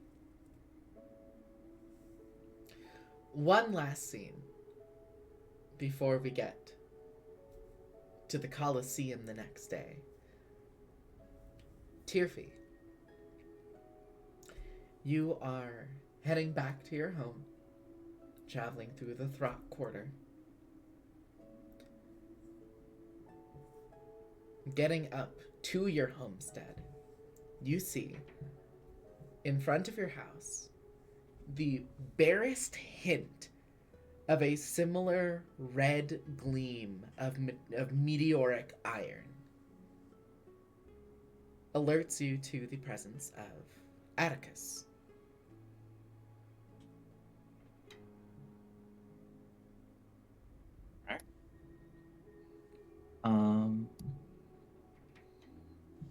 So, we come up, greet him with a pat on the shoulder, and bring him inside without a word. Okay, bring him in. He follows in after you. You shut the door behind. You see, in the side room, none of the kilns are currently being fired. There is a fresh set of pottery that has just been taken out of the kiln and is laying out on one of the display shelves. And you see the barest flicker of candlelight upstairs. So you know exactly where Tolessa is.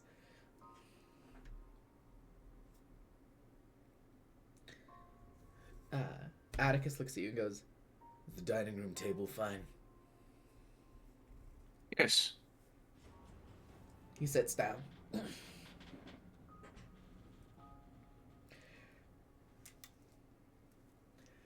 So, couple of developments.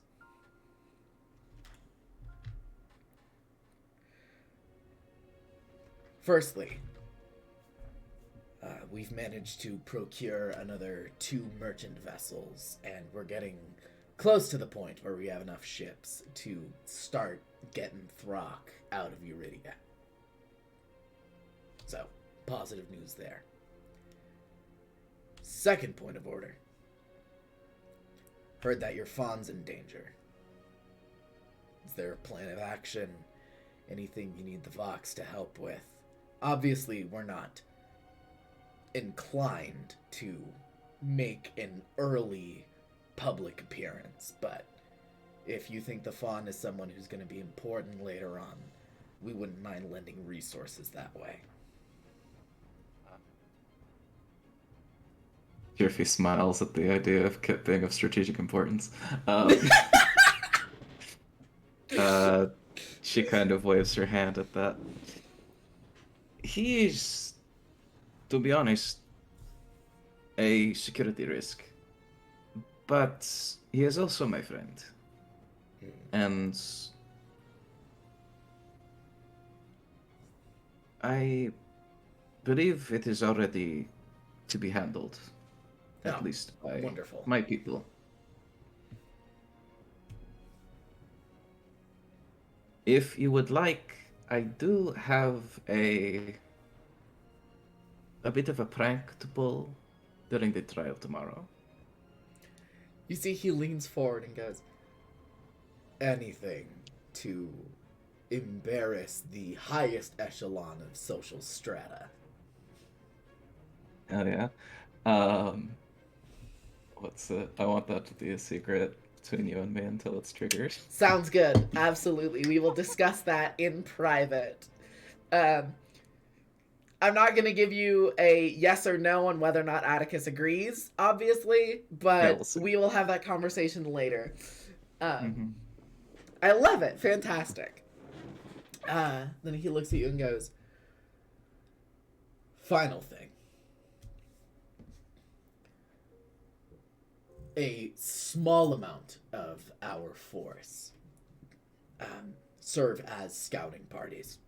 We have scouts in the jungles of Tarak, and we have scouts out on the ocean further into the Whispering Sea, scouting out merchant vessels that might be good targets, that kind of thing.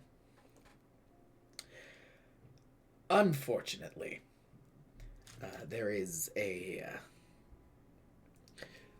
rather strange ship that has departed from a port in Ozera and seems to be heading off this direction.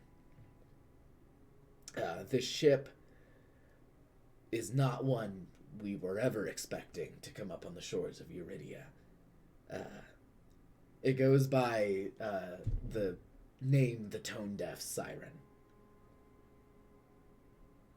There is a captain on that ship who we have had eyes on for a while.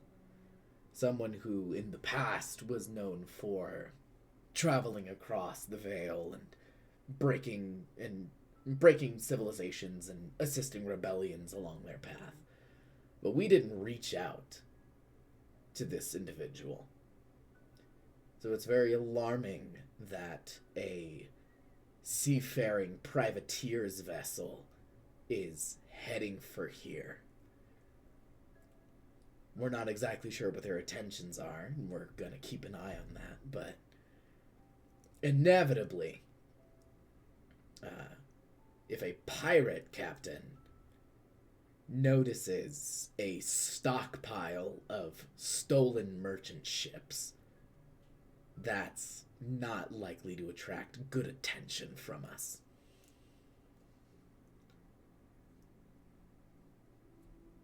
Okay.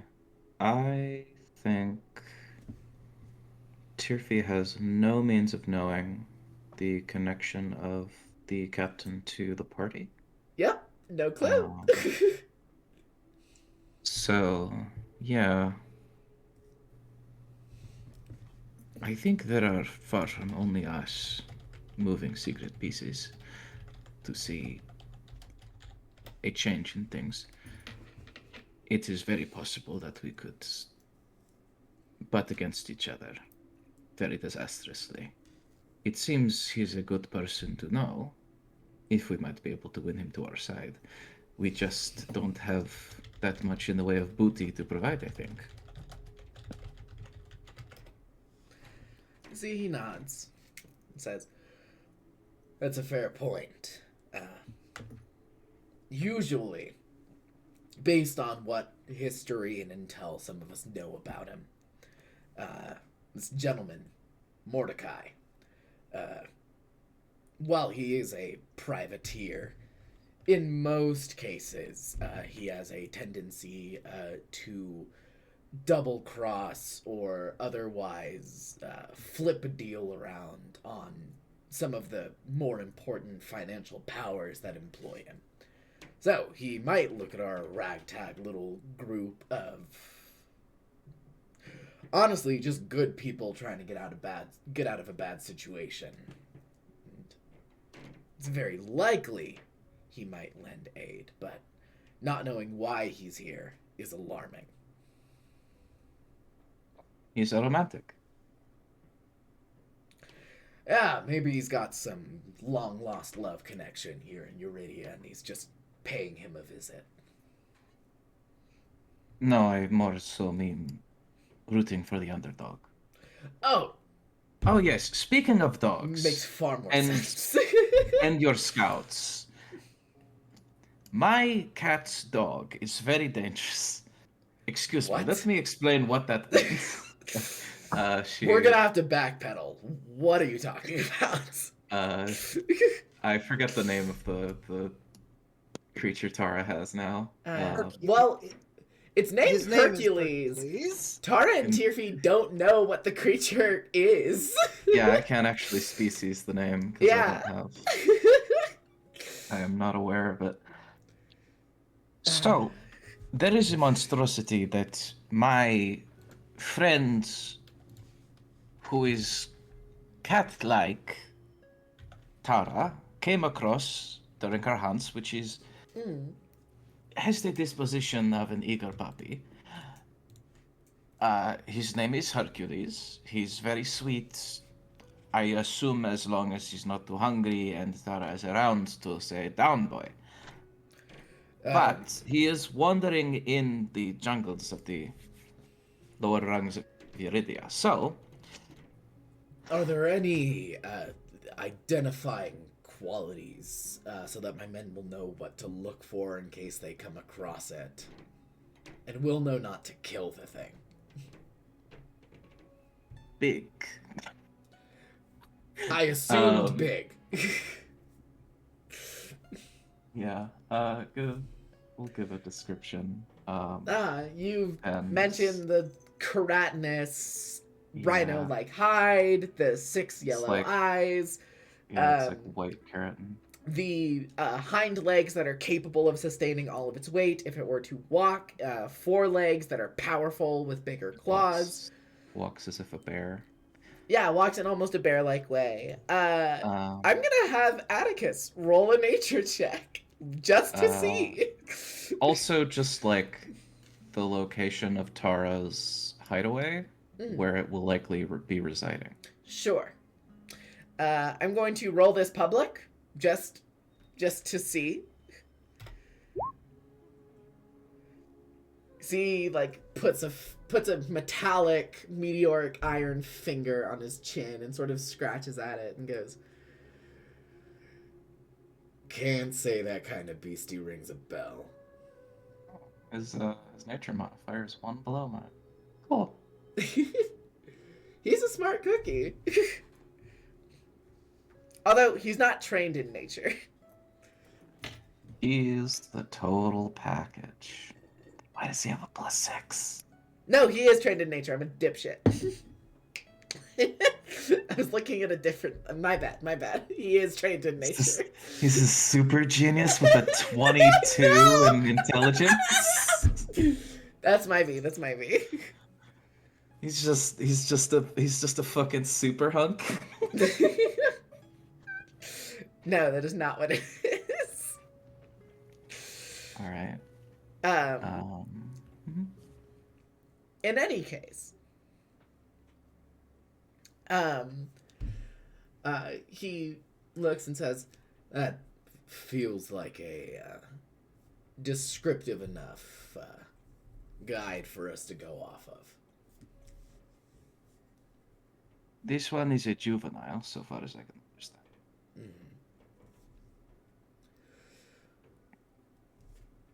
Well, we'll see where the future takes us. Ships might need a mascot. Hopefully, out to sea, somewhere nice and warm. Also, Hopefully. I may have another lead. Oh. I came here to tell you information, and I'm getting more than my fair share. Already loving this arrangement we have. Another friend which I met in the sewer. Her mother is a witch. You see, he looks very curious and goes, "Oh, say anything else. Say any more. I'm sold." She herself seems to hail from an island near Ozira. She was able to appear in this friend's abode in the moment, and my another companion of mine walked through it with her and returned. Took about a few minutes. A staple portal. And I asked her, almost facetiously, if the island would be receptive to a diaspora. And she replied that we might be able to strike a bargain which isn't bargains, but it is tempting. It is too tempting not to consider. And with the inn I have, I feel as though I must pursue it. See, he nods and goes. Tricky thing with witches, just like the fair folk, you have to be very particular with word choice. But I trust your ability to do that just fine. If you think you can crack us a good deal, you have thumbs up, whatever you need. I may consult a legal scholar to pick careful wording. Unfortunately, you're gonna have to look for someone outside of our ranks. Not a lot of Throck lawyers around here. Actually, Not that fuck, they I wouldn't might- be capable, of course. I might be the Empire won't let closest. us. I might be the closest thing to an attorney that the Throck community has because of my ranks in history. And your advocacy for the community as a whole. Yeah. Alright. He nods and says, so, we're gonna have a couple of members of the Ancillai in the crowds. Just in case.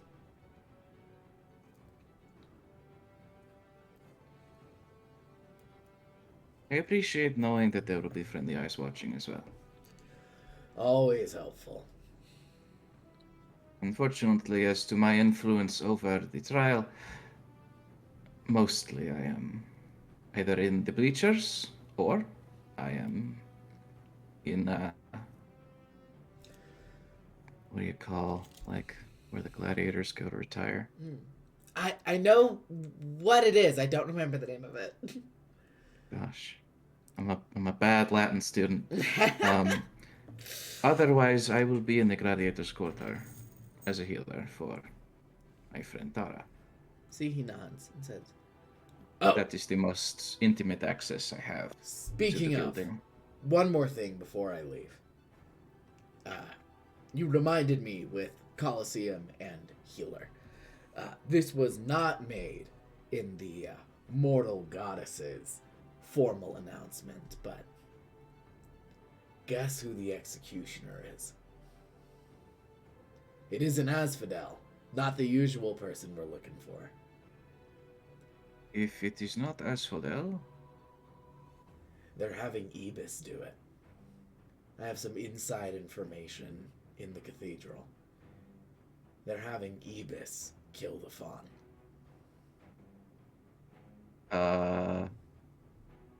yeah, Tirfi takes a minute. They are cousins. They are? Just a moment where you, again, blindside Atticus with information. He goes, my goodness. Betsula, Kipariso. Yes, there is a chosen or blood relation, I am not certain, between the two of them. You see, he nods and says, yeah, word that I got from my informant. Ebis failed one of the trials, and killing Kipariso is her makeup assignment. She will do it, won't she? We have no way of knowing. But I think I may know. I think she is on a knife's edge, at least from the way I was able to speak to her. Huh. That she is considering this, I almost regret the baklava I made her.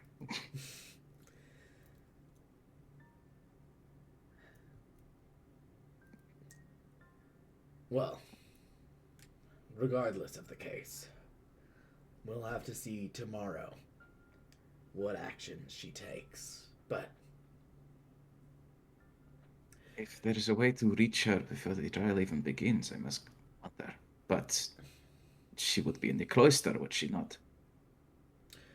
well, there might be a preparation period before the show starts. You might Yes. have a chance of. She might pass through the gladiator quarter in that case. You might be able to catch Evis before she makes it to the arena. If there was ever a time to try to talk some sense into her, this feels like the critical moment. Because I'll tell you right now, if she's willing to kill for the Empress, we can't look at her as a potential ally anymore. Yes. This is where it is decided whether the Girl Scout is a enemy or merely an associate. Glad we're on the same page. You see, he stands up and says, I'll see myself out. Thanks for the medicine, Doc. I really appreciate it. Steps out through the front door.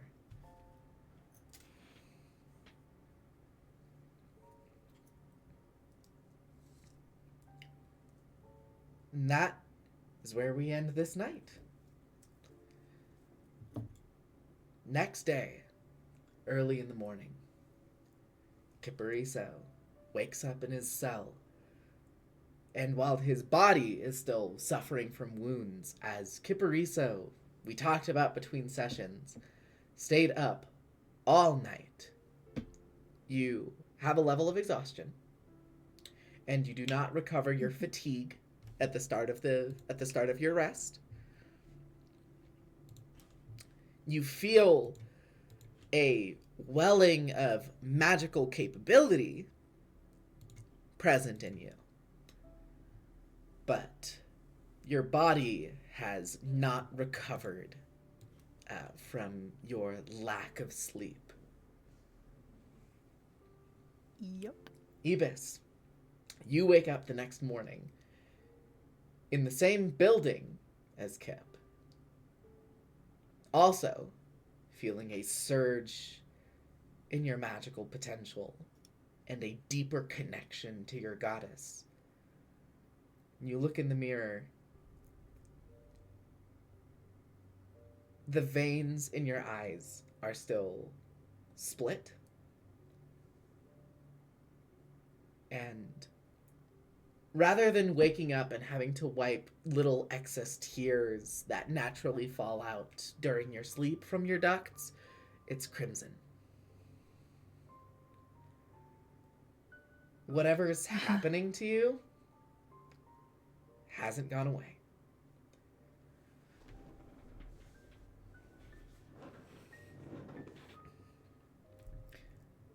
And you are woken up bright and early by a knocking on your door. And you hear the voice of Calliope says, "Do you want to join me for morning prayer?"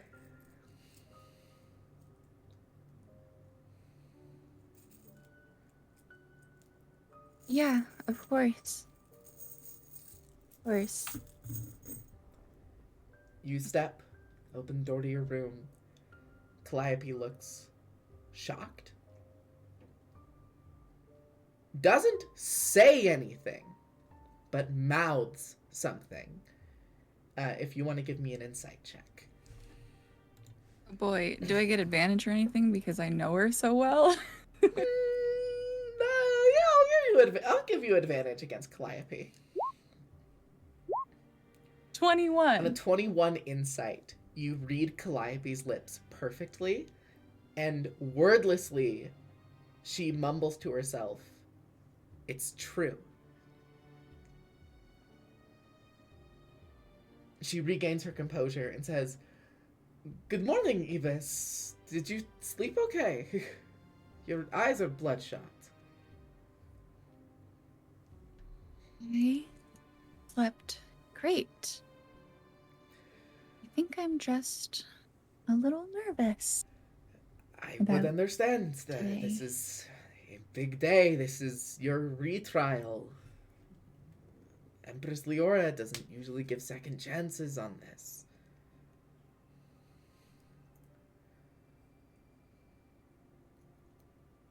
I You'd better make this one count. You see, she nods. Do you know who it is? Ibis says the announcement was made to the city. You're Ibis. Calliope says the announcement was made to the city last night. Mm. And my condolences. I know that only makes it harder. We should just get to morning prayer. Yeah, I won't make you talk about it anymore. I'm morning prayer. Before I did want to say before Ibis leaves her room, she takes off the brooch. Sets it down. Okay. You take off the brooch, sever your attunement, set it down.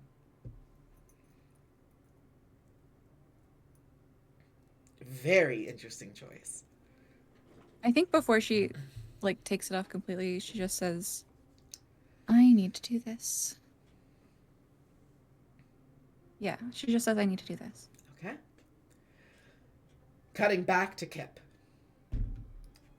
The door to the jailer's quarters open up.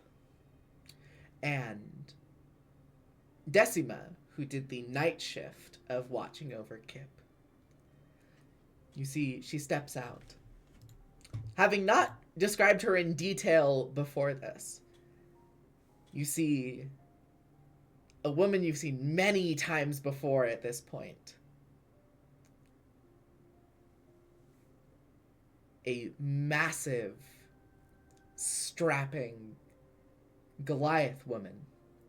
Skin of slate gray, covered in intricate, I would almost say they're tattoos, but as Goliath are born with these, it would be better to describe them as markings.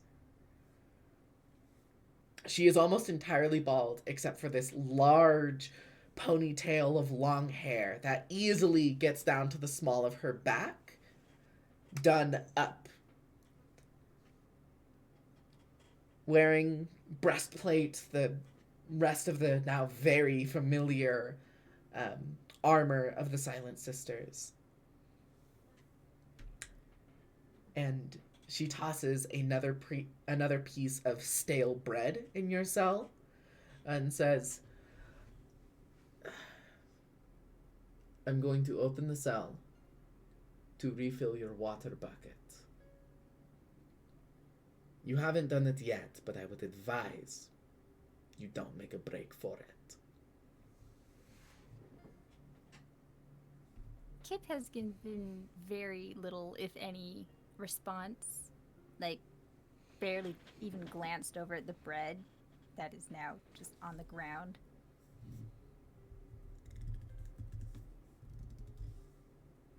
They don't seem to care. Okay. She opens the door, grabs the now empty pail, closes the door, locks it, walks up the steps until her footprints fade away into the distance. After a minute or so, they return. She reopens your cell, puts down the pail of water, locks the cell.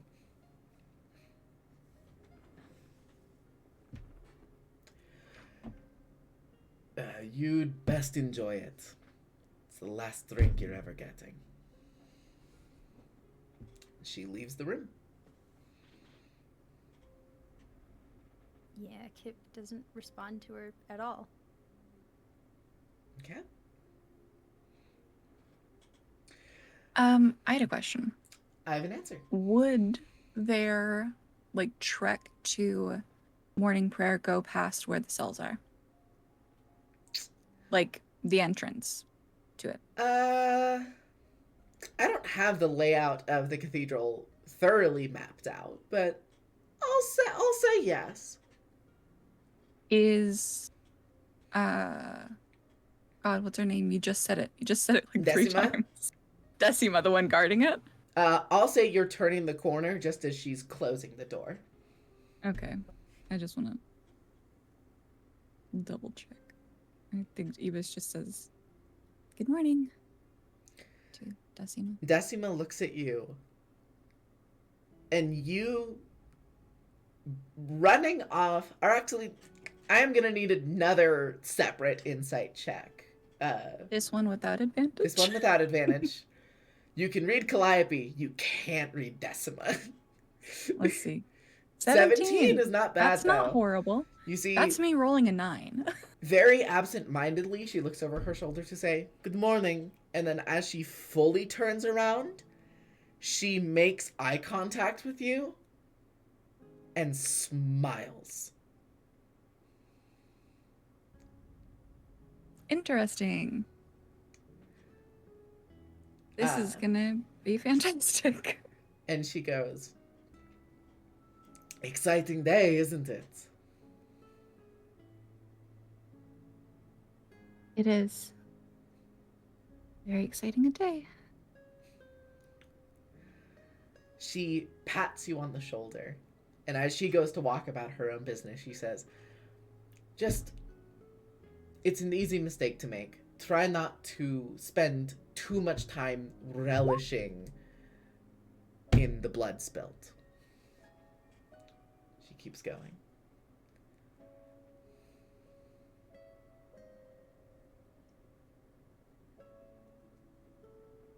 I think Ibis is just kind of staring into the distance.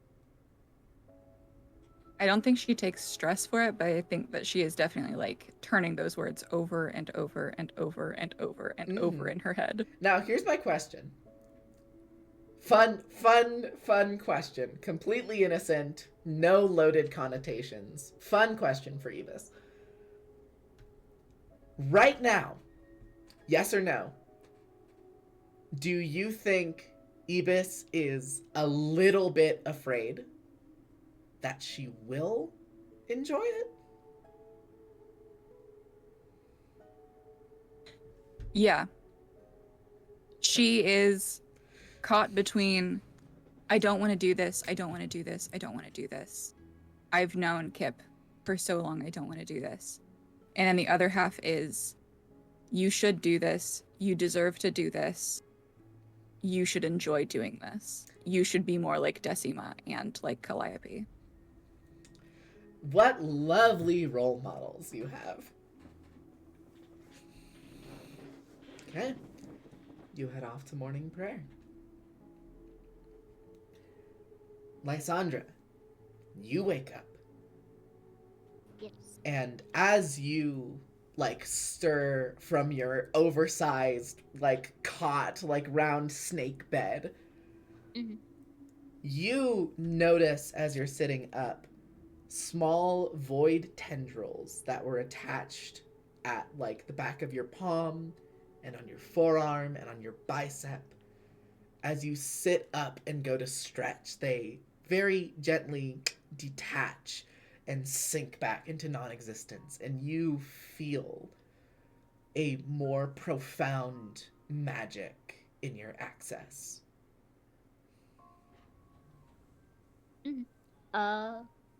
Would it be safe to say that I also asked for blindness and deafness as a spell from them before I went to bed, or before we leave for the execution? Technically, It's during a short rest, it's right? yeah, it's during a short rest, so you'll have to do it before you leave to the arena. Okay. Can I just quickly clarify something? We took a long rest, right? Long rest. Does that heal any of the stress that we've accrued? No, it does not. Cool. Stress is healed over full resting, which is a week long. Everyone going, "Oh, give me stress, give me stress," and then later going, "Wait, how hard is stress to get rid of?" Yeah, that's pretty much how it's going. Yeah. Yeah, I love getting stressed out. What do you mean it doesn't go away after one night? We need a spa day. Y'all need a spa Next month. episode, the hot springs. The hot spring. Mandatory beach episode. Yeah, I was about to say Yeah. beach episode. Perfect. Yeah, I would also like a beach episode. We'll get there. We'll get there. Huh? Might Just be a can we beach not get, episode like, minus on Kip. the sand of the beach Capariso and a when we get boykini. there?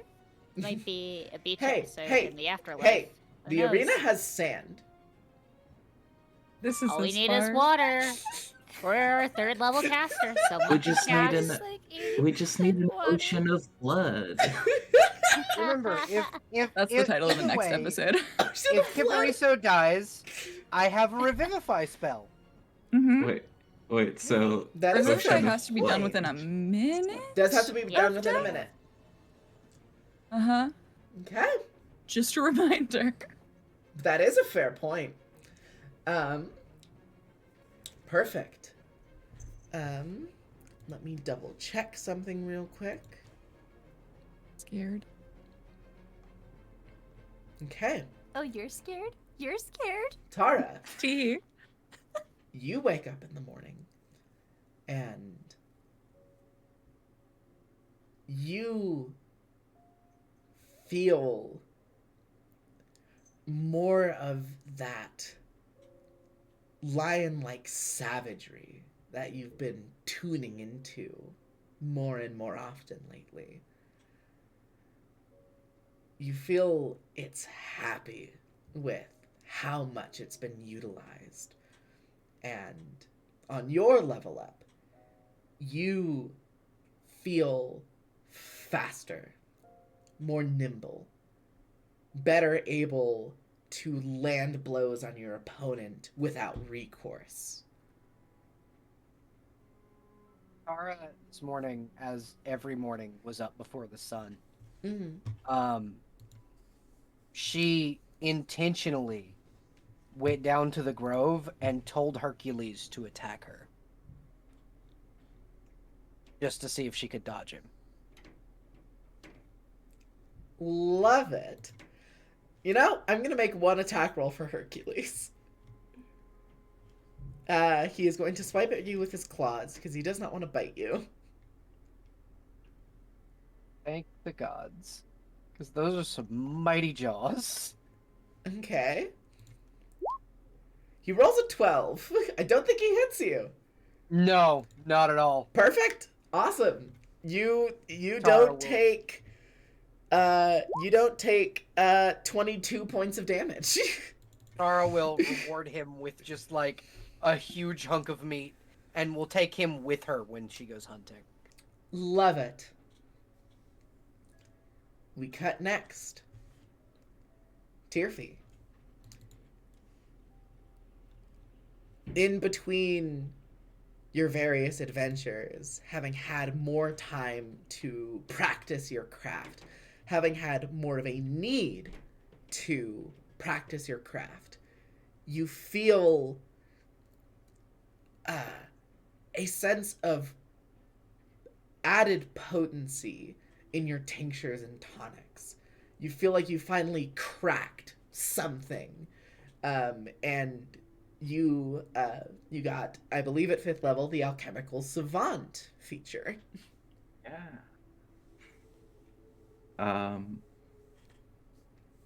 Sorry, I thought for a second you were gonna do like the same kind of thing you've been doing for Centaur, like the dark power in your brain that seeks knowledge Nah. is pleased that you've been feeding it. Nah, you just learned how to potion better.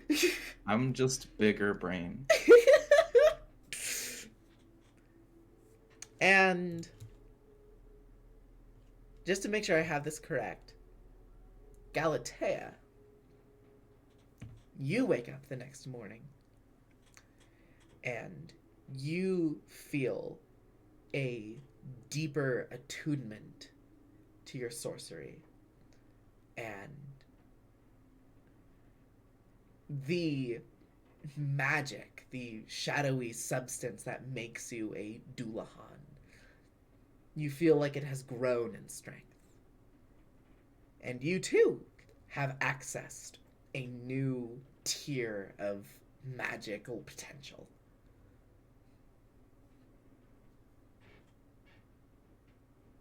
She, more than anything, sees this as a reminder of her past choices and what she can do better to not repeat the same mistakes.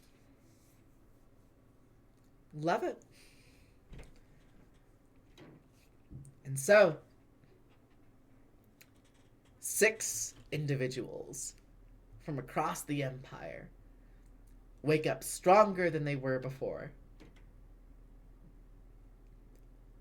and know what is to come later on in the day.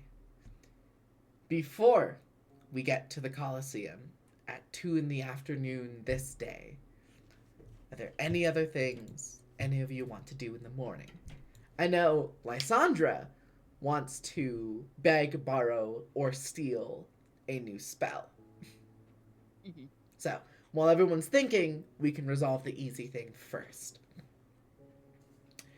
Lysandra, Yes. walk us through it a little bit. What does it look like when you are offering your magic to your patrons to exchange for magic that's usually outside of your purview?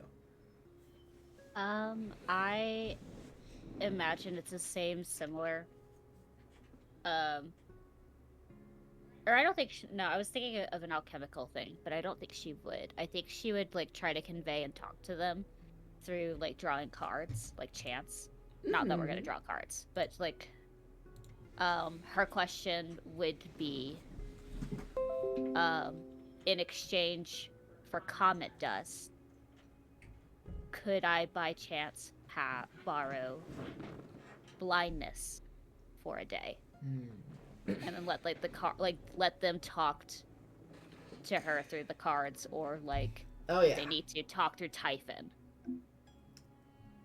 You hear a discordant amalgam of voices far older than anything else, communing with each other.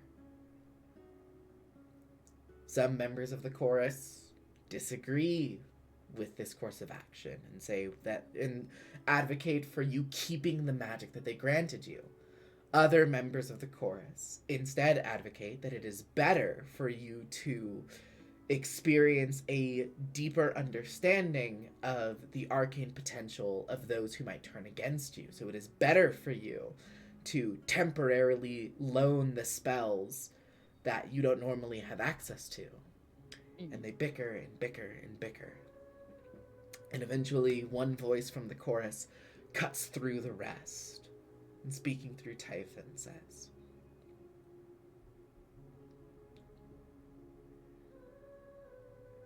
"We oversee your offer. And after conversation, decide that we will allow you to exchange these spells." And in a bizarre sensation, you not only release the spell Comet Dust, but you forget the fundamental aspects of it. The school of it, the casting time, the components, all become lost on Lysandra. And that knowledge is replaced with the ability to cast blindness, deafness.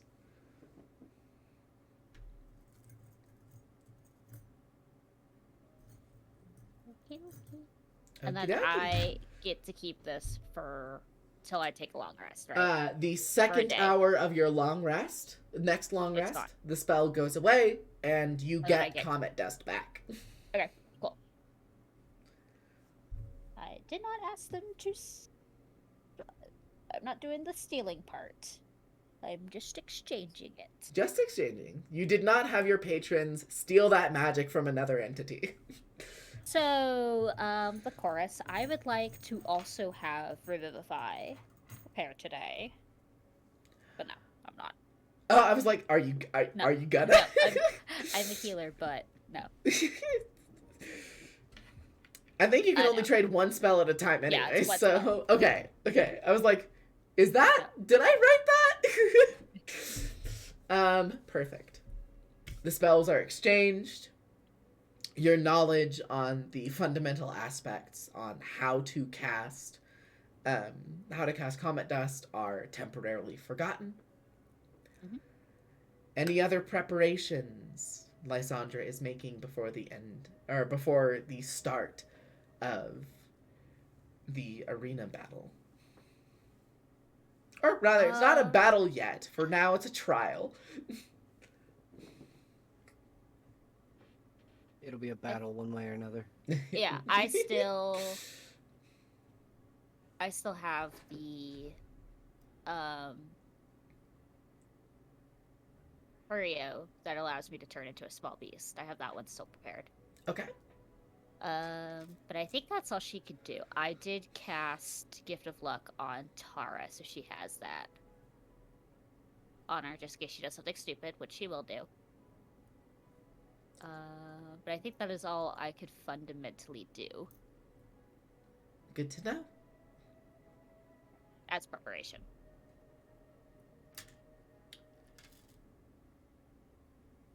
We are going to move on to Tierfy, because I know Claire, the actual person, has to go to bed soon. Tierfy, are there any preparations you are making before heading over to the arena? Yes. As Tara, the athlete's doctor, I am providing her with performance-enhancing drugs. Love it. We're making some experimental elixirs from the alchemist table. I love it. I rolled my base one, and I'm spending 2 first-level spells to create additional ones. Okay, perfect. For her to pound before the fight. Awesome. Let's roll those elixirs. The ones that I spend spell slots on, I can decide what they are. Okay. Yes. So let's roll the base elixir. Okay. Already rolled. That's a Swift. Swift. All right. The second is a potion made from Displacer, which gives +1 AC Okay. because it provides the displacement effect. Love it. Love the flavor. The third, I'm just calling Ardence. It is the boldness ability. Okay. Drinker will roll a d4 and add that number to every attack roll and saving throw they make for the next minute. Fantastic. So, 3 potions. 1 to make Tara faster, 1 to make her harder to hit, and 1 to make her hit harder and resist detrimental effects with more ease, are all whipped up in preparation for the battle.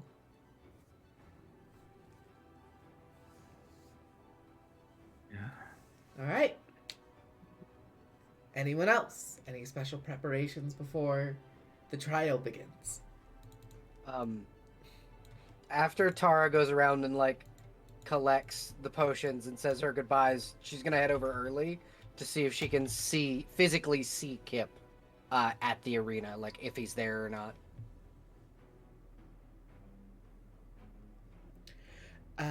Okay. How early in the day do you think? The trial starts at 2 in the afternoon, so... Tara's gonna be there at around, 11:30 and wait as long as she fucking needs to. Okay. Now, here's the important question. Are you waiting in the barracks? Are you waiting in the stands? Are you waiting in the arena itself? In the arena. Tara Okay. will wait in the sand for Kip. You are standing in the... Okay, good for me to know. I'm adjusting my battle map accordingly. You are Kneeling, standing in actually. the arena. Tara is kneeling with her sword in front of her in the sand, Tara doesn't pray often, Mm. but she is in silent prayer. To who? Or to whom? At the moment, she's speaking to her ancestors and to the people that came before her in her tribe, and specifically, she's speaking to her father in this moment. Kind of like, I don't know if you've seen The Princess Bride and the moment where Yeah. Inigo Montoya like kneels down and speaks to his father, but that's basically what she's doing. And she's got like her head down to her sword, and she'll say, "Father, today is the day I will make you proud. Today is the day I will strike at least one blow against these horrible people who caused so much pain in our family. And today is a day I will see justice done." Standing in the wings by one of the like raised portcullis that people on the inner section of the Colosseum come out to the arena from, you see, of course, obviously not saying anything, you see Asphodel smile. Tara will stand, approach Asphodel, offer her arm, and say, "Today, I will say this. You were my favorite opponent I have ever faced in this arena. And should I never get to scatter the sand with your blood again, know that I would always be proud to do so." She nods. Before something you haven't seen yet. Their entire visage is partially alluded to you, but you see an individual put a hand on Asphodel's shoulder, and you see she jumps. And she looks over her shoulder, and you see an individual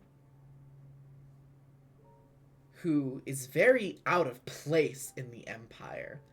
If this Empire is Greco-Roman, whoever you're looking at looks straight up like a knight, fully decked out in plate mail armor, a leather hood that is put over a sallet helm that obscures their face. You had to pick my favorite historical helmet. I got you. And you see draped over their shoulders what looks like parchment. And very specifically, the way that the script is written and the way that the overall presentation of it is, what looks like almost like a scarf that is made of like religious testament. Great sword slung over their back. And this individual pulls Asphodel deeper into the arena. And Asphodel looks afraid, but goes willingly. Tara will reach forward and grab for the person in plate armor and go, "I was not done." You're making a Constitution save. Or no, Strength saving throw. Okay. An 11? 11. Okay. Actually, can I use one of my inspirations here? Sure. Roll that again. Yeah, can I just take the 11? Okay, you take the 11, which does unfortunately fail.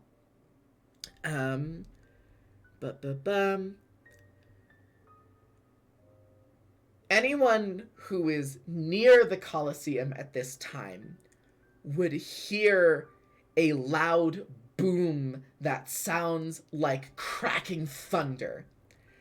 And as you are approaching, you see the individual looks at you, moves Asphodel so that she is behind them, and pushes out their palm, and it's only going to be first level. This is a warning shot. A first level thunder wave knocks you back 10 feet, and you take 5 points of thunder damage. The individual doesn't say anything, lowers their hand, motions to Asphodel, and you see she walks alone back into the Colosseum. And the individual turns to you. Again, doesn't say anything, but you can see is like kind of mean mugging you. It's very much a like, you still want to try shit kind of stance. And they wait for you to respond. Tara will look the individual up and down and go, I was going to compliment your armor. It is quite nice. But you're an asshole. And she will return and kneel and rest in the sand until The individual does not say a word, just turns back around and goes to follow the same direction where Asphodel went.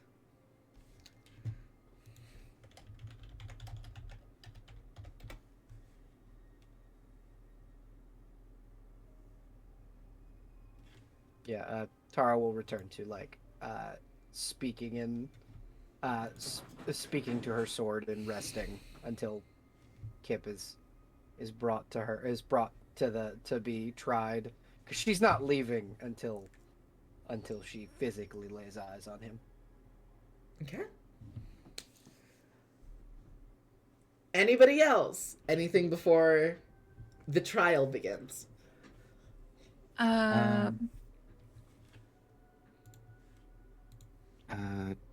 Tirfi would want to try and intercept Ibis, but also your thing should come first. Okay, so we're gonna see what Ibis does first, and that's gonna determine whether or not you have the window to do that in the first place. Yeah. I think what Ibis does while she's still at the cathedral is I'm imagining that since it's a cathedral literally built by and for clerics, there would be a place to go to prepare for like a pantry for spell components. Sure. Okay. Yeah. Because I need some weird spell components. A She's not gonna grab dispensary, like motherfucker. Huh? Yeah, a dispensary. A dispensary. No, like, because clerics need such like weird, funky stuff for that their is spells. that is a fair point. Yeah, So there's absolutely I just a wanted to, like- section that just has like material components. Yeah, I think I just wanted to put it out there in the world that she's getting some weird, funky spell components, but that's not like out of the normal. And also, she might have to fight today, so. But after that, she's gonna try and grab Calliope and walk to the Colosseum with her. Okay.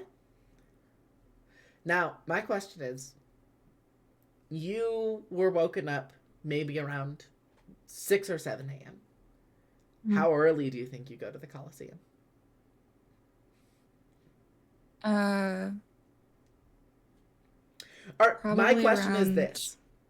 Do you want to make it to the Colosseum before Kip is pulled from the cell and escorted there? Yeah. Okay. Yes. Yeah, I think she would even ask one of the sisters, like, when do you think he's gonna be escorted over there?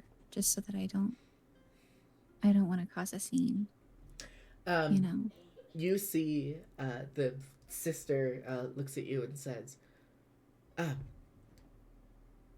as we don't want to have an accused prisoner out of confinement freely walking about, we won't be escorting Kipariso to the arena until the hour before the trial. Okay. Thanks. You're welcome. Good luck on So your I test think- today. Thank you. She definitely leaves somewhere around like noon. I don't even know if she takes Calliope with her. She probably tries to find Calliope, and she's doing like Silent Sister stuff, so she goes alone. So, around noon, I am going to say that that is ample time for Tirfi to prepare all of her elixirs and still make it to the arena around at the same time you have. Especially, I would almost argue if Tirfi wants Tara to have those elixirs and Tara's already at the arena at 11:30. Do we just want to say that you two walked there together, or do you think Tirfi arrived slightly later than Tara did? I think Tirfi arrived a little bit later Okay. to prepare some additional shenanigans unrelated to the fight. Perfect. Okay. But around, would you say around 12 in the afternoon? Sure. Okay. So there is It's, time noon. for Tirfi to intercept Ibis in the arena as you are meandering through the barracks. What if we bumped into each other at the component shop? Oh, that'd be so embarrassing. The component shop in the cathedral? Are you sure about that? Yeah, No. you walked into the cathedral, into the little pantry. The Also, cathedral's dispensary. Not now, but at some point, Ibis, you can DM me if you would like. I would like to know what components you went to pull from the supply section. Okay. Okay. But right now, however, Ibis, as you are pacing and stressing over what you have to do later, and maybe possibly thinking about ways that you might not have to do what you are instructed, you see Tirfi with stuff that is entirely expected for Tirfi to be carrying into the Colosseum, given what she does. You see, yeah. like, oh, go ahead, describe. Satchel of curatives. Actually, thinking of the way that I would open, I think she's actually got mortar and pestle for mashing the leaf ingredients for a poultice. And takes a post near Ibis, really focusing on the grinding so that it's an additional distraction as she's like visually stressing out. Okay. And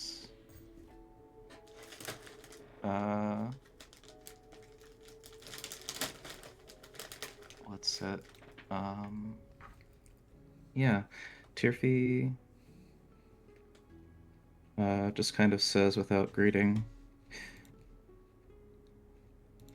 there are many, many wounds, most of which have a treatment. Those physical. But I, at least in my practical knowledge, have no knowledge of how to cure the rift left in the mind for something as grievous as kinslaying. Hence, you should be... We are practically told the love for our Empress and our betters, knowing we do the right thing because of fate ordaining it, is supposed to fill that rift. I just know too many soldiers who have done things they cannot look past, even knowing it was done with duty.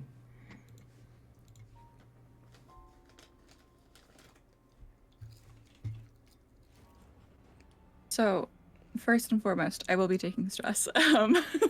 Okay. How Because much? as soon as Tearfy says, like, there's nothing as horrible as kinslaying, she's taking stress. Lovely. Oh gosh, I don't remember which ones there are.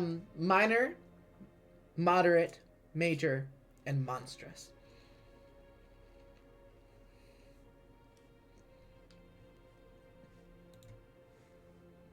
Like moderate, Moderate? Okay, I believe that is a actually major. You sound so unsure. Major. Go for it. Take that stress. Take that stress. Do it. Incredible. Go, bestie. Go best Is friend. is major a D8? I am checking. What I was looking for. Major is a D6. D6. Okay. 2. 2 points of stress. I think the way that she shows that is just like her nails start digging into her palm, like I think hard enough to draw blood. Now, once more as a reminder, Ibis is currently masochistic. I've already put all of the mechanics behind that in the chat, just as a refresher. But also, Tearfy, even looking at Ibis, you get the sense that Ibis is going through some form of profound change. Yeah.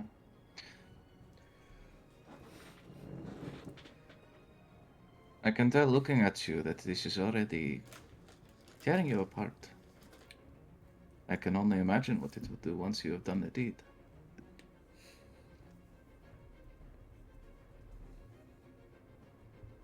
I would just like to posit. Failure in one's duties is not the end of one's life. And I would like to posit failure in my duties is a failure of my entire life. Maybe I could have stopped this from happening if I had been better or I had done something different. But this is where we are. So if you're going to give me a speech, you're a little bit more like the Empress than you think you are.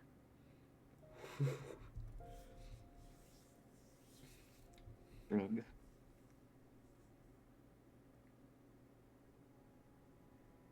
The consequences you're speaking of now, you could not have controlled Kipariso's mouth. That was going to get you in trouble. What you could control is what you do about it. And the failure of your life, perhaps. But what then are you living for? Anyhow, I made you The these. Empress. Tearfy will give you a cheesecloth baggie of cut up baklava. That's mean. Why? It was an apology for my ambush the other day. I did not expect to see you again so soon under such circumstances. I was going to have them delivered, but then I heard something I could not believe. The sweetest little do-gooder I think I've ever had the pleasure of meeting is going to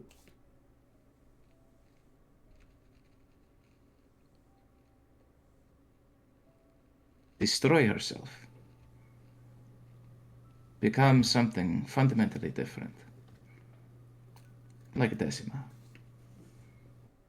If you want to be Decima, I cannot stop you. But I can remind you, there are alternatives. Always alternatives. For instance, I could have come here to poison you, but that would not be very sporting or honorable I or don't kind. take well the poison anyway, so.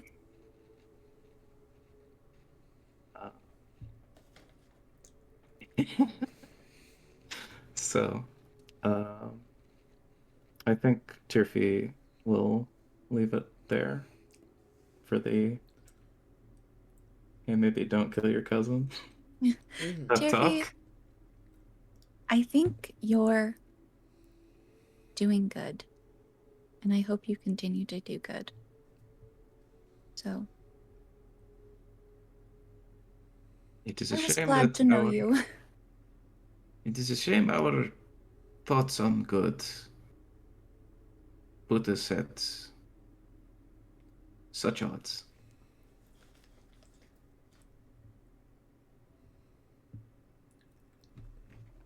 At this point, an individual who I have already established is moving around on the inner layer of the Colosseum.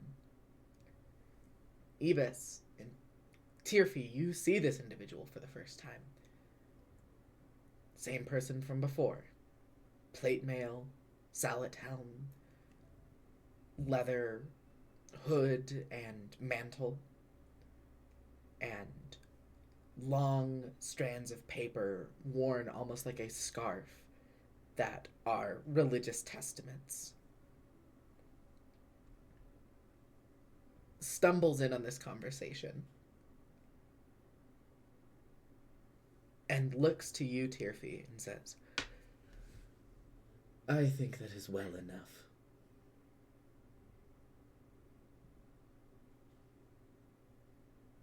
Do I know, or can we read what's on the papers? Give me a religion check. Yuck.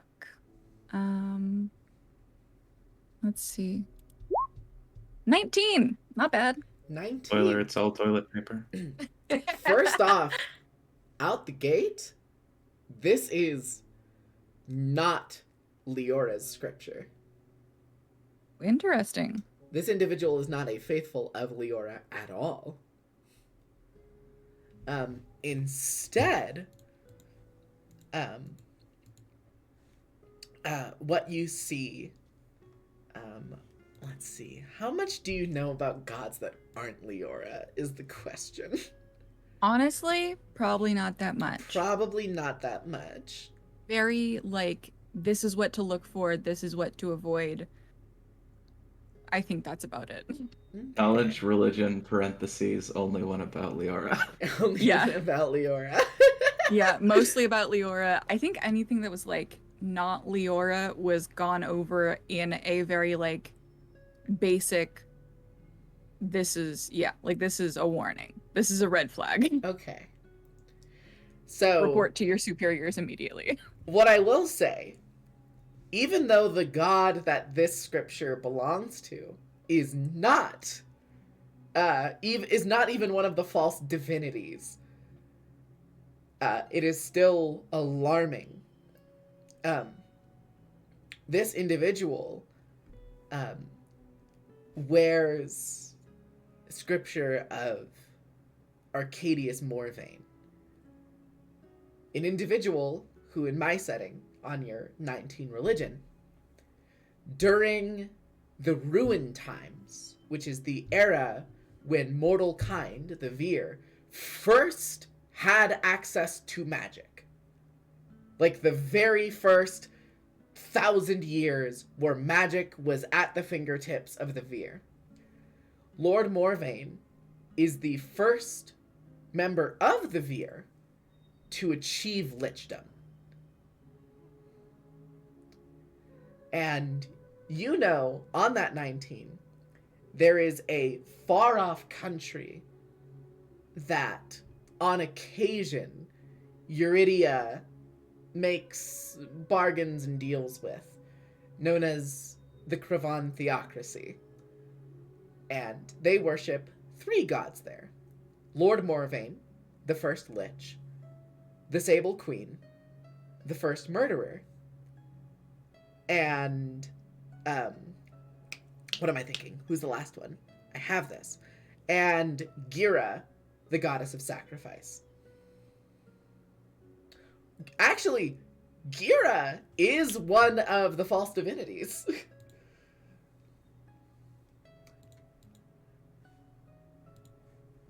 But this individual is here and is not supervised, is walking around entirely on their own, and does carry with them a maybe conflated sense of importance.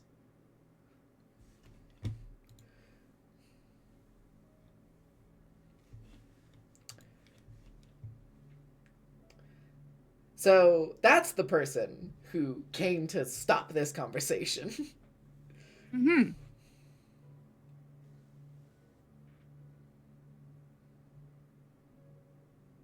Interesting.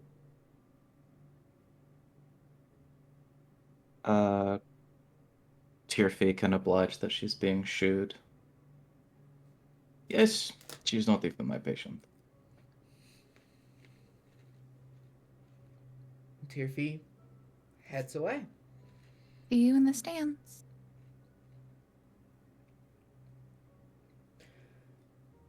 Does this person stay? Yeah. In fact, the individual looks to you and says, "Are you all right? Is your life under harm?" I'm just fine. Thank you for asking. Well, when I overheard talk of a poisoning coming from down the hall, I figured I should come investigate. Oh. I think it was a bad joke. But just in case, I probably won't eat anything that she gave me. But I'm fine. Good to Probably. hear. You are among the order, are you not? Yes. Yeah, of course I am. I'm wearing the order's emblems all over me. Your Apologies, I'm clearly an outsider to the Empire, not quite familiar with all the garment and custom and all that fun stuff.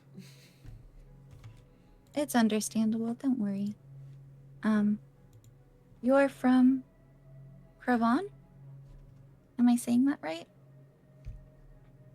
First off, very aptly known. Second off, how embarrassing for you to know that about me and for me to not even know that you're a cleric. I'm overlooked a lot. It's not a big deal. You see that this individual looks at you and they're just like, "That's sad." Like, doesn't say it, but it's just like, whoa.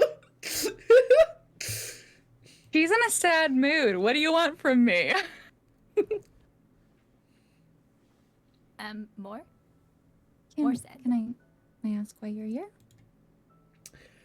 Oh, Or your name, maybe? Oh, more than happy to oblige. I am Ulbrich. Sir Ulbrich. Sometimes Lady Ulbrich, when I feel in the mood. And as for my purpose here, you're a member of the church. I'm more than likely. There's an ambassador from Creven that I am here accompanying. She is currently having a conversation with your leader, the Empress, but I was told to wait around here at the Colosseum. Also, I was checking on a charge of mine who works here. Your leader is having a discussion with the mortal goddess? That's exciting. Well, not our leader, one of our ambassadors, but yes. She is currently speaking to the mortal goddess.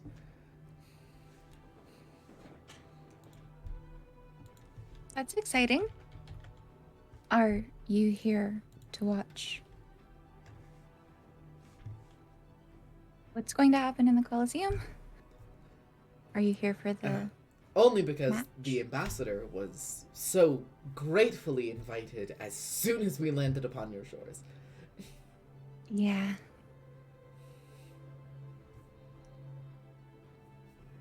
Um.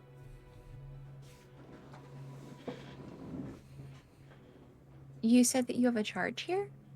Or you're in charge of somebody? Yes. Is it one of the gladiators or is it one? No, your executioner, actually. Asphodel. She Oh, okay. is Crevanian by blood. I didn't know that about her. Well, there's not a lot of other places that Azamar of her particular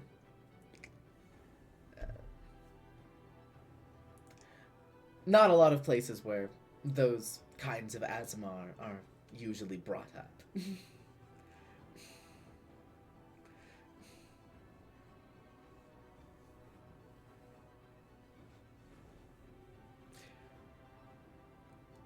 But that's enough idle conversation for now, I suppose. You seem like you're going to be quite busy. Not usually this much of a mess, so I'm sorry to let you see me like this. But thank you for checking in on me, and it was an honor to meet you, Albrecht, sir or lady and lady. Which one is it today? Can I ask? It's less on a daily basis and more on a changes on a whim. Okay. It was nice to meet you. Is it okay if I call you Albrecht? You may. Without the... Okay. It was nice to meet you, Albrecht. Thank you. I think kindly. Ebus gives him a handshake. Big old gauntleted hand meets yours. And then they look to you and say, "Well, I shall be off." Nice to meet you. Hope to see you again. Well, if you're in the cathedral, you more than likely might. It's very possible the ambassador and I will be rooming there for a while. We'll all be one big happy family. You see Albrecht nods, steps away. Last thing before the actual trial itself begins. Galatea, you wanted to do a little bit of shopping before shit went down? Yep. All right. What do you have in she's mind? She's finally going to leave her old sort of armor. Okay. And she's going to buy a set of splint armor for 200. Well, I don't know prices at the moment. Let me check because you are I- Galatea. Yeah. Yeah. How much is it normally? 200 gold. Okay.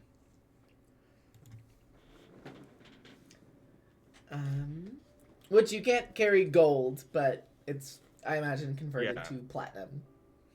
Yeah, I have 20 platinum. The platinum. Okay.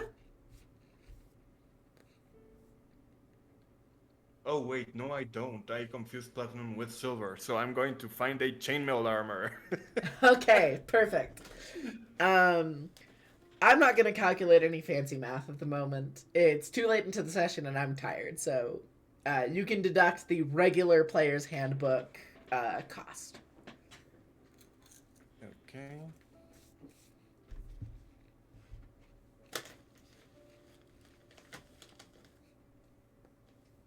Okay, 6 platinum and 50 silver. Okay. And she's going to get a shield and warhammer, which are 10 gold and 15 gold each, if that's okay. Sounds fantastic. Okay. So. Okay. The remaining Perfect. gold that would be in change is broken down to silver for you. Yeah. Thank you. Ah, hot chip down the wrong pipe. We don't like it.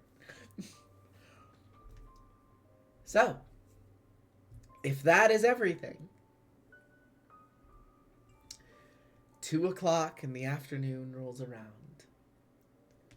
An hour before that, in an embarrassing display, Kipariso is dragged through the streets of Eurydia on chains, manacles around his forearms and around her hooves.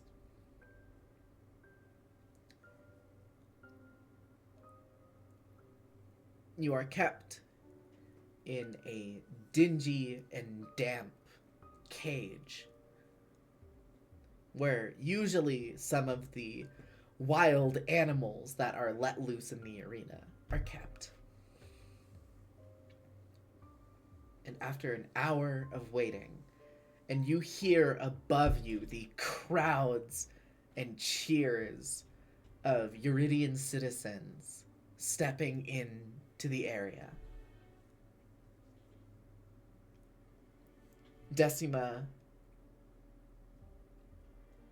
walks up to your cell, takes the ring of keys, pops the cell door open, and says,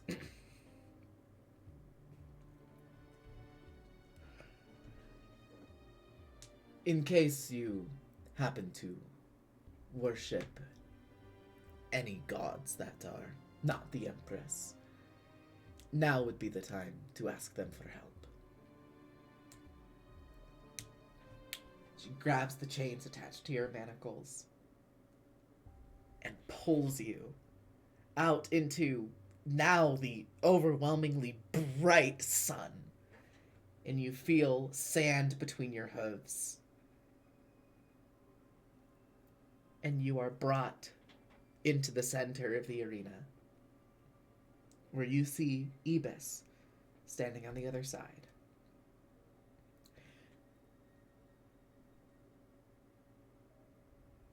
And where you also see, not that they weren't trying to remove her, but out of curiosity from the Empress and allowing her to stay there, Tara knelt in the sand with her sword in the ground.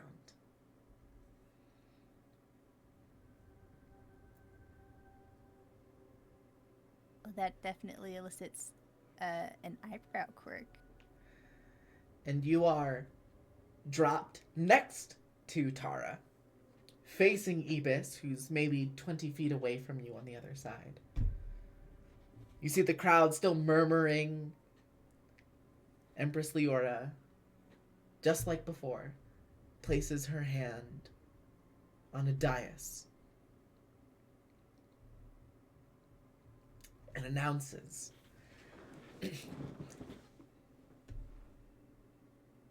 people of the great and powerful empire of Eurydia, each of you are gathered to watch the trial and possible execution of Kipariso Kasupoulos, who is accused on this day of treason and conspiracy to take the life of none other than myself. There's a gasp that goes through the crowd. On this day, I expect all of you to listen very carefully to the words that are said to those down on the arena floor and by them. And I expect each of you to come to a judgment about what is good and right, and whether or not the accused gets to walk out of this Colosseum with his heart still beating.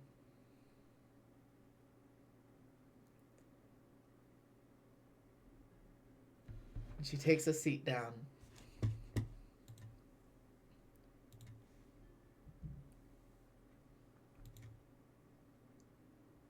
And you watch another individual step out, another member of the order, holding an ornate tome of deep, rich brown leather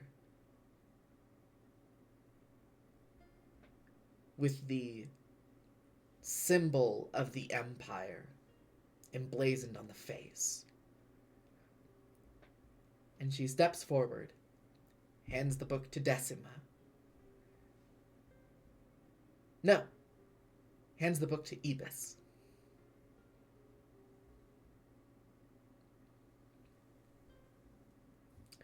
And steps back. The Empress places her hand on the dais again and says,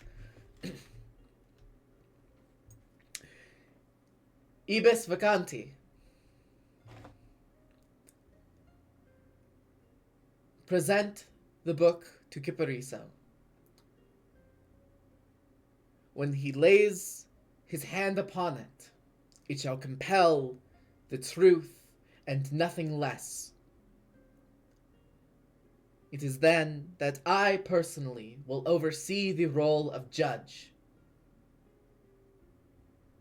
and interrogate the accused before all of our citizens.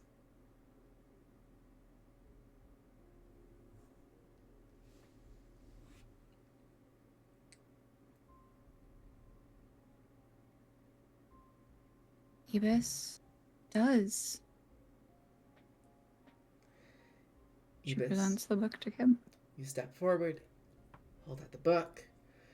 Kip, you know what you're supposed to do in this moment. The question is, do you do it? Oh, so much of me. So much of me. Just. Oh, I wanna. Do I? It's so bad. Do I do it, you guys? Come on. I'm asking all of my fellow players. Revote. Do I do it? This is all on Kip.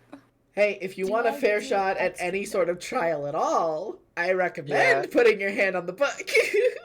Tara will nudge him with her shoulder and go, "Touch the book, Kip. I told you I would Okay. not do this alone." I think, yeah, Evis also just says, please. Please. Yeah, Kip looks disdainfully at the book, and Evis, you can tell that something is going on in that curly little head of his, but then he eventually obliges. Okay, And, like, he goes middle finger first, but his hand's still down on it. now, here's the part that's important. Kipariso, when you place your hand upon the book, I need a charisma saving throw. Okay. You are exhausted. I believe that only it's the first level of exhaustion. I believe that only affects attack rolls. Yeah, it's skill checks and attack rolls. Attack rolls and skill checks. So saving throws are fine. Charisma saving throw. You may use inspiration if you would like. And if you have one. Is it magic? Because it's magically compelling. I It is do have magic. one. I Oh. So you rolled do an have 11. advantage. Let me. I have advantage already. Okay, then. so the 15. Are you satisfied with the 15? Or do you want to roll again? Am I satisfied with the 15? Do you think 15 is high enough to beat the book? Does a 15 satisfy you? I don't think so. I'm gonna use the inspiration check Okay. one more time. Do I get advantage on the inspiration? Nope. Straight reroll. Okay. Ah, Yeah. that's atrocious. No. Okay. If The it's dice say what it no. is. So I'll If I tell you say I right get a now. one, I'll tell you right now. Your bonus to charisma saving throws is a plus 7. You Yes. needed a 19 or a 20 to not be compelled to honesty by the book. Anyone want to give me one? You can, so people can give an inspiration. I will only, One of mine. for the sake of this, so that not everybody pulls these rolls together, I will allow one person to give up an inspiration. Tara will give one because Tara's sitting there. Okay, Okay. perfect. 19 or a 20? Manifest that energy, fam. 16. You did not beat a 26. Balls. So, Holy shit. you feel the compulsion to truth waft over your form. And as a side effect, you feel the inability to pull your hand off the book. That's unpleasant. Empress Leora looks to you as you place her hand upon the book, puts her hand on her dais, and says, "Before the trial commences, Kipariso, I would like to commend you for being willing to place your hand upon the tome and undergo trial. Guilty or innocent, you've proven yourself a man of integrity. And that shall be remembered. Now, is it true, Kipariso Kalsopoulos, that you Not now, spoke music. of the intention to bring my life to an end?"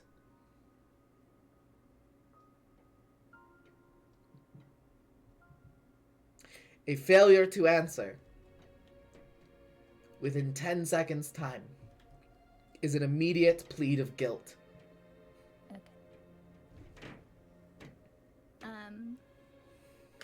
So is Kip compelled to like give short and only truthful answers? Is it No like matter objective what, truth, Kip has to opinion tell the truth. personal truth? Kip has to tell the honest and brutal truth. Okay. Okay, so Kip takes a breath, Okay. like noticeably, to brace himself, and puts on a face, a mask of determination. Okay. What do you say? For now, all they say is, "I did." A gasp shocks through the crowd.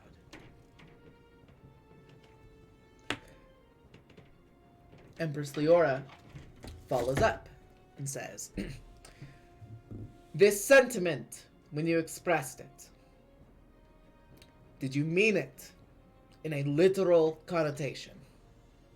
Were you, in the moment that that intention was pronounced, set on actually bringing my life to its end?"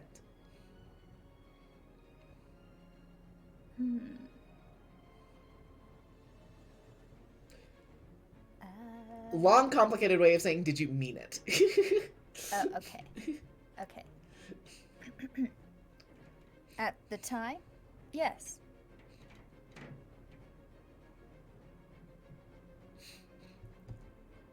Another gasp. She then says, "Remember, you have a limited window to begin answering these questions. So think carefully as I speak this one out.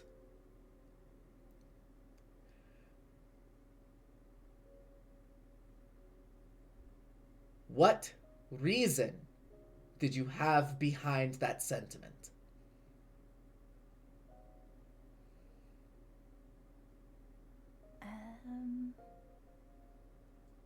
What reason? As in, why did you feel that way in that moment? Uh-huh. Uh-huh. 10. This is me thinking. 9. Kip takes a few seconds, but still responds. But this is me trying to process Okay. and figure out the most. I'll give apt way you to the do player this. the benefit of the doubt. This is because me brain's slow. Sure. I will accept that. So she still intends to probably ask more questions after this, right? Like this isn't the final question. Oh, of course not. Okay.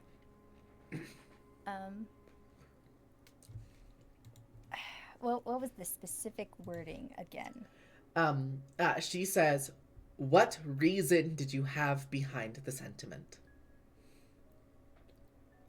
What reason did I have behind the sentiment?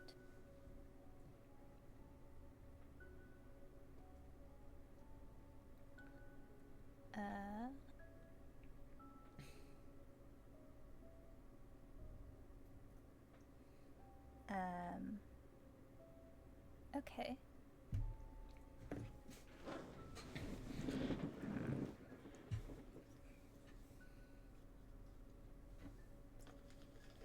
Okay.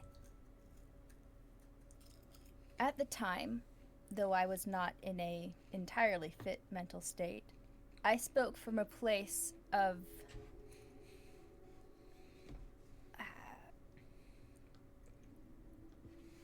deep personal conviction and a feeling of being wronged. You almost see a smile curl onto the Empress's lips, and she leans forward over her podium and says, "Then explain to the crowd what I did to wrong you." Okay. Okay.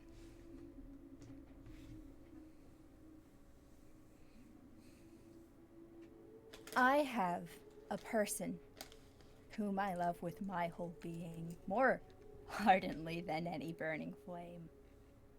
The kind of passion that poets sing about. And this person was taken from me violently and by force. And now my efforts to save them are being thwarted by the very same being whose command separated us.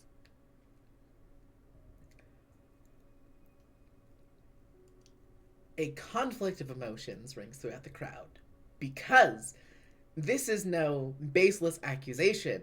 This is words spoken on a book that demands you speak the truth. So Leora looks at you, looks at the crowd, looks back to you, and says,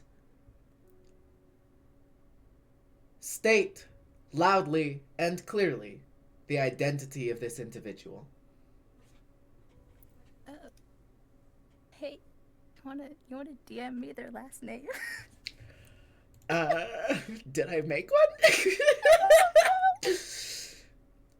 I literally only have Eudorus written down, so you can just say that. I will accept it. Okay. Think Do they have like a title? the renowned warrior poet Eudorus. That's perfect, actually. You see, the Empress looks at you and says, "And without stating why,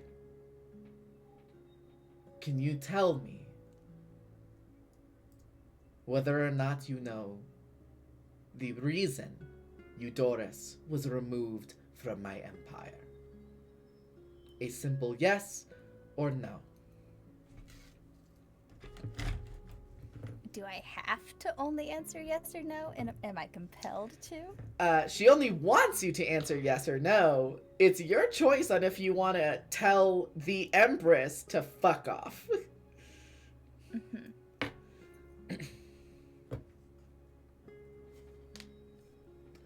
One can only presume the intentions of a higher being. But yes, I think I know. Leora looks very cross with you, and she says,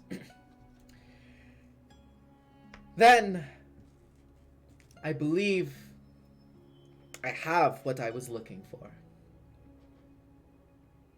People of Eurydia, citizens of my empire, given what you have heard here in the Colosseum today,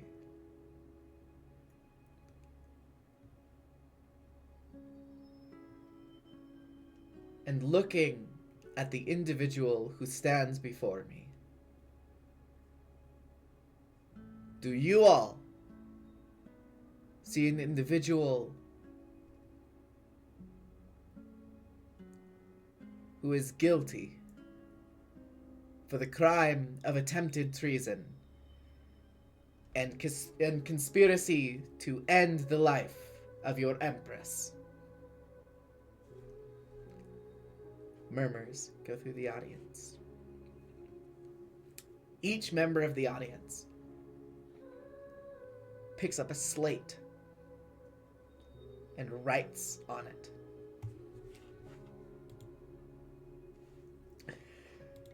And at this time, you all hear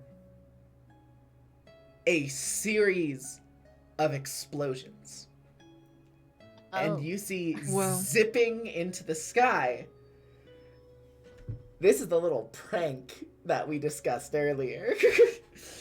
Zipping into the sky. Firecrackers. As a fun way to flavor the spell Skywrite. As the clouds above part in the impact and kinetic force that the firecrackers release. You all see above you, written clear as day in the clouds, a phrase saying, Leora fears the deadly threat of a sulky goat twink. Oh my god. Yeah, after that, I think Kip would also pipe up in the confusion. Speak up to the crowd and make it worse. Okay, go for it. What do you say? The crowd is already extremely confused, and you all can see Leora's face reddening as she stares at the sky above her. Tara is Astounding. trying so That- hard that- not to laugh. Oh yeah, very much. I think this is also entertaining to Kip deep down. It's astounding that the idle words of a bard could invoke the retribution of a god, isn't it? You see, as you speak, logical as it may be, as you speak heresy, you see the crowd continues its uproar, and some people furiously begin writing on the slates. And you see the Empress looking up at the sky, looks back down at the arena. You watch her reach a hand up to her jaw and crack her neck, crack her knuckles, her back. And she steps and gets up on her podium and steps off of the heightened platform which she rests upon. But instead of falling to the ground, she simply places her foot on solid air and steps further down as Leora takes a position in the arena. There's confusion. You see, even Decima is not exactly sure what is going on. Kip, I need a strength saving throw from you.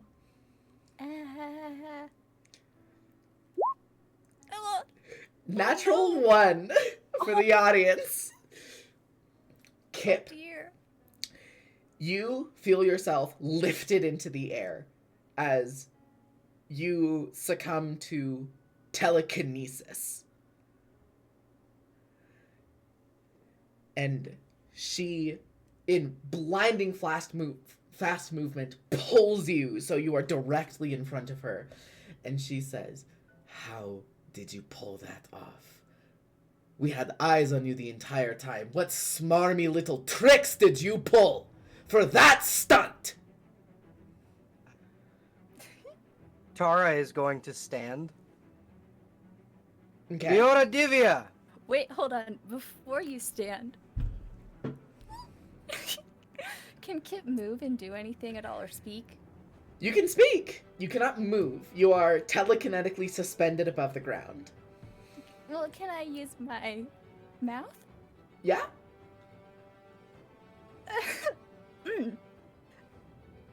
I don't want to, but I would like to spit in the Empress's face. Oh my god. No roll necessary. You're gonna get us all killed. You spit in the face of the Empress, You're gonna get every and single the one of us people in the crowd gasp. And the Empress looks, wipes her face off. She stomps her foot, and a massive rippling impact of kinetic force strikes the sand. Tara, Ibis, and Decima, no saving throw. You all are buffeted to the outer edges of the arena. Yes. And Leora stares Kip in the eyes and says, "You are simultaneously lucky and unlucky. What I am about to do is an action taken before the verdict was reached. Thus, it invalidates this trial and you leave this Colosseum a free man. But before that happens," she opens her hand and drags, using her telekinesis, in a circle, Kip's body into the sand. You feel the burning kinetic motion across your back. You feel your robes beginning to shred and tear as she whips you in a full ring around the arena. Not once, twice, 3 times, 4 times, 10 times. Pulls you back to her. Your entire, like, all of the silks on your back are shredded to nothing. She crushes her hand, and you feel a Jovian, monumental pressure condensing your body. You feel your arms fold in, and your knees come up against your chest. And she pushes you forward. And everyone watches as Kip is like a bullet punched through the wall, leaving a hole behind. Kip, you are dead on impact. She pulls Kip's limp body back to her, revives you, slams you into the ground again, slams you against a wall, slams you against the other wall. Again, death on impact. You are revived a second time. And she brings you back in front of her. "I think 2 should be sufficient.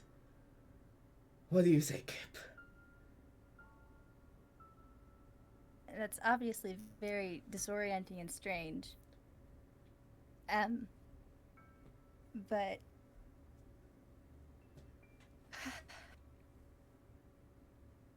somebody stop me from doing these stupid things in the future. But Kip cocks his head and says, "Why don't you give me a chance to add to my charges? Try me again. Let's add sedition to the list." You all watch as Kip is thrown directly into the air, parting the sky-written clouds above him. Kip, you sail easily half a mile above the arena. And you sit in stillness overlooking the entire mountain. Before you are ripped back down, and a crater in the arena, at least 8, maybe 10 feet deep, is left in his impact. She raises you back up, revives you for the 3rd time, and then just unceremoniously, limply tosses your body through the sand. You roll, you roll, you roll, and you feel yourself stop as your shoulder hits Tara's shins. And you are brought to the earth under her. You have 1 hit point and have died 3 times. Tara's gonna scoop Kip up. Like, nope. She wants to pull this one. She's gotta pull me next. Pull me too. You feel the Jovian telekinetic pressure disperse, the Empress flies back onto the podium, places a hand on the dais, and says, Kyperiso Kausupoulos, by nature of an interrupted trial, and a punishment dispensed before a verdict could be reached, is pardoned of all charges. He will, however, as one extra punishment, imposed not by the court, but by my will directly,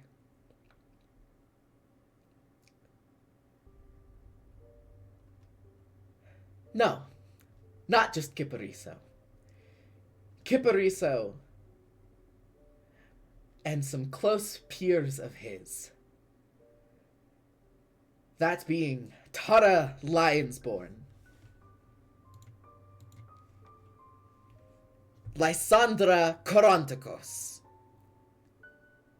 Galatea Nightcurse, and the Thrak named Tirfi will be sent on a mission into the jungles of Turak, and they will be overseen in this mission by Ibis Vacanti. All of you are dismissed! She takes her hands off the dais and teleports out of the arena. How many times, Kip, how many times do you have to make the same bad decision before you learn? I'm glad you're not dead, though. Now I must ask everyone in turn, one by one, starting with Ibis. What are your thoughts after what you just witnessed? And it can be anything. It can be your thoughts on the Empress herself, your thoughts on the system, on the structure of the Empire, your thoughts on Kyperiso. What draws Ibis's focus? I think there's a couple different things going through her head. First and foremost is she has never seen such a display of power ever in her life. And that is breathtaking and divine and terrifying. I think the second one is she's glad Kip is alive and so fucking mad at him Mm-hmm. for just talking shit, even though Ibis knows that's what he does.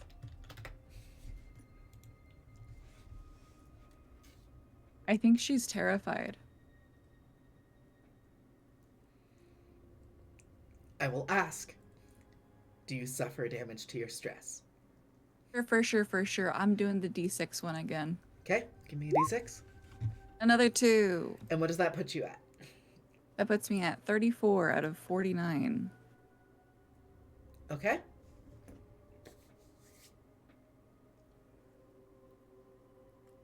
Thumbs up. Also, I'll have you all know, they didn't announce this. Leora rolled a wisdom saving throw on whether or not she was going to intervene, and she did roll a natural one. Oh, thank God. Yes. She took I think that the other one is, like- very personally. Whoops. Whoopsies. And I didn't even use vicious mockery on her. I was Immortal gonna. Empress is like a toddler, just throwing a temper tantrum. So, Kyperiso, what are your thoughts in the aftermath? And after what you DM'd me, any closing remarks to the audience that is slowly beginning to disperse? Kip, this whole time, has been in the mentality of, well, if I'm gonna die anyway, I might as well put on a show. So Kip scrambles out of Tara's arms, like shoves her aside, and climbs back into the arena, back towards the center, standing like a wounded martyr in the middle of the bloodied sand. And he attempts to command the attention of the doubtlessly restless participants, attendees.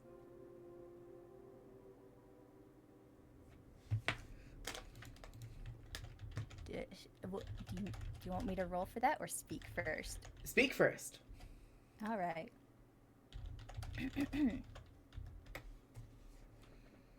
The Empress can kill me, banish me, whatever she likes. But she cannot kill the bonds we all share with one another. I ask that all of you, Vidia, take heed of your Empress's actions here as an omen of oppression to come, and rely on the strength of a people united as the shadow of a false god looms over you. Give me a... So tell you what. I'll give you a performance check. I will let you roll it with advantage for a consequence that I will not reveal until afterwards. Ooh, sexy. I like consequences. Okay, let's get that performance check. Okay. A 26. 26. You can see already some members of the crowd have their resolve shaken. Some people are deeply troubled by what they witnessed. Some people are appalled at the childish behavior of the Empress. Others too afraid of her divine power to change their minds. But you almost see the ripple of planting the seeds of doubt in the Empress and the way she governs the land. And right as you're able to see all that, and Tara, you can intervene after the first attack roll, you see a flail whip out towards you as Decima swings to deliver a blow against your jaw. I would like to subtle unlock on that. Okay. Okay, so you're giving it disadvantage? Fantastic. Unless- Kip? Sorry, I Is was. this a surprise? No, the attack roll itself is the consequence, so this will be at disadvantage. But what's your AC? 15? Okay. Hit me. Do it. Coward. Okay. I'm I shaking. can't. I can't help it because you're already giving it disadvantage. The first number on the dice was a 19.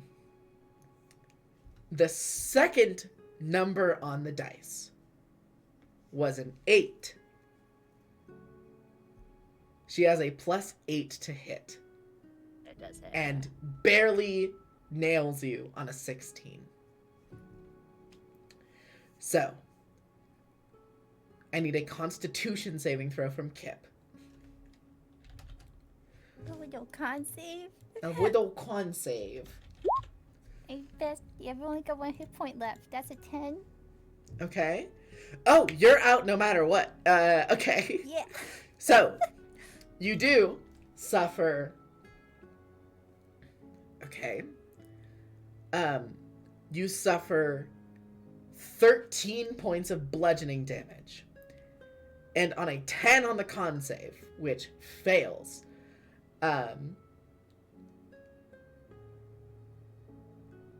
let's see. Oh, you also, because you dropped unconscious, you are getting an injury. I'm not counting the display that Leora did, because receiving healing that returns you back to life automatically heals injuries. but you are getting an injury. I would like you to add fractured jaw. Just a jaw. I don't get a sexy eyebrow scar. You were hit like on the left side of your lower jaw, like right where the jaw meets like the cheekbone. Valid. And Wounds and injuries. you don't see this, Kip, but Tara, before you were able to act, you see the veins in the left side of Kip's neck turn sickly black.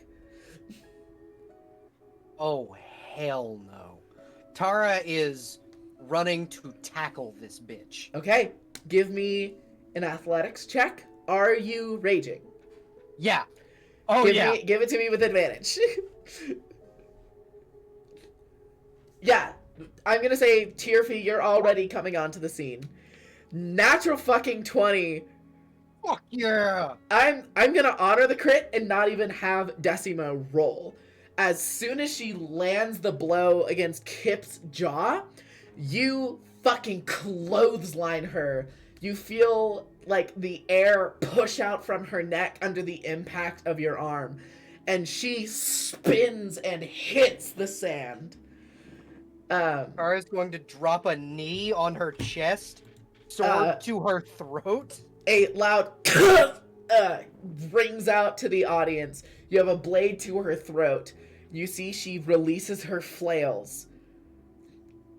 And Nope, sorry. and everyone watches as the terrifying Goliath, who has such a powerful station even among all of the Silent Sisters, gets floored. And that, I'm gonna say, that just helps Kip's point. Tara's going to look down at her and spit in her face, much like Kip did the Empress.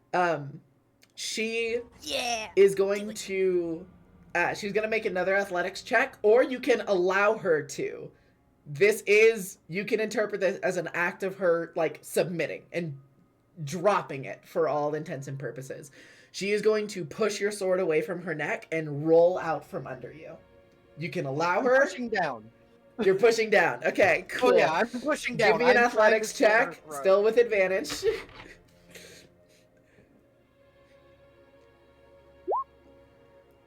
23.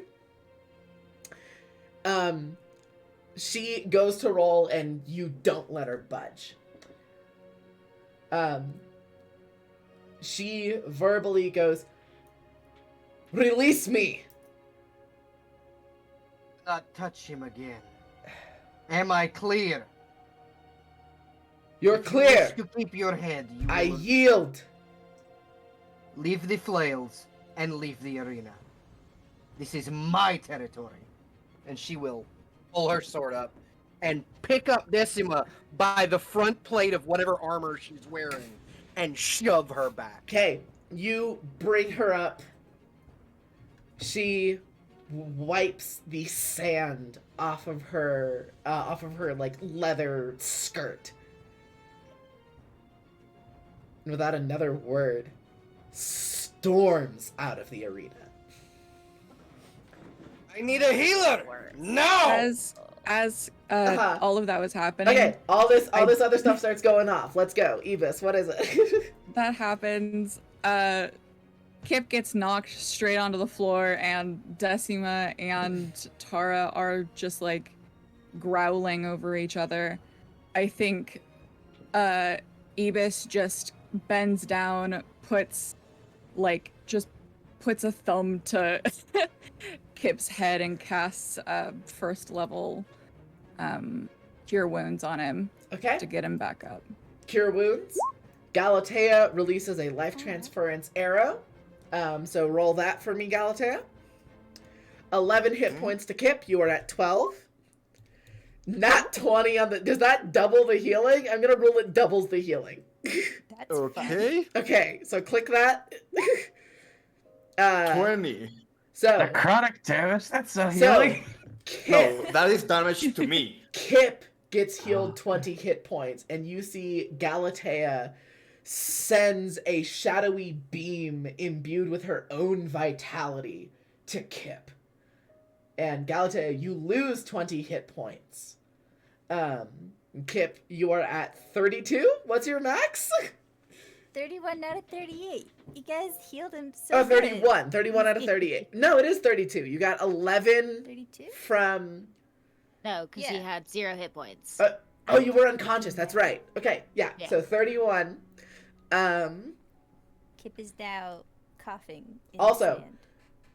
Your wound has not gone away. The black veins haven't gone away. Mhm. Yeah, so Kip's definitely not getting up anytime soon and is Boys? Okay. in a state of shock. It's something.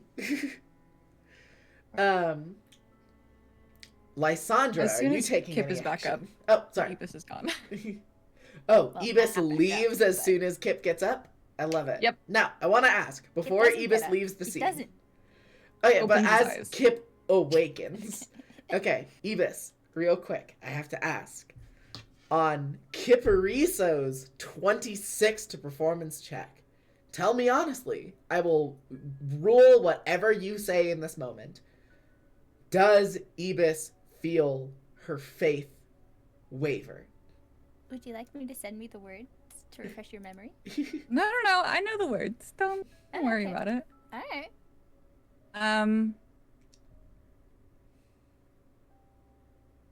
I feel like it's again 2 voices in her head, one of them being the Empress's and one of them being Kip's.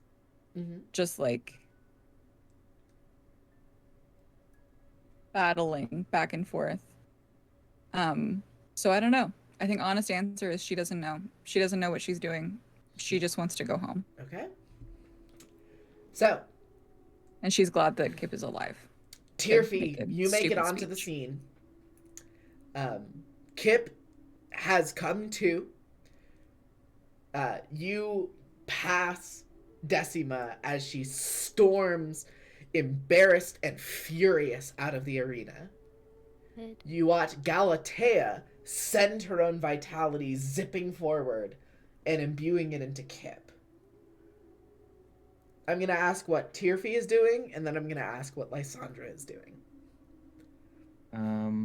So first I want to medicine to determine what the black veins are symptomatic of. Okay? You can give me a medicine check. 28. Okay, Dang. 28. So it is a special effect that specifically comes from Decima's twinned flails. It looks to be a curse of some kind. What I'll give you on a 28, I won't give you all of the mechanical effects of the curse, but the thing that is arguably the most important, it's not Hexblade's curse, because that doesn't require a save, that just happens. It, in a very strange way, despite it being very, very dark, necrotic magic, is divine. This curse, at the top of every hour, is going to deal necrotic damage to Kipariso until it's healed.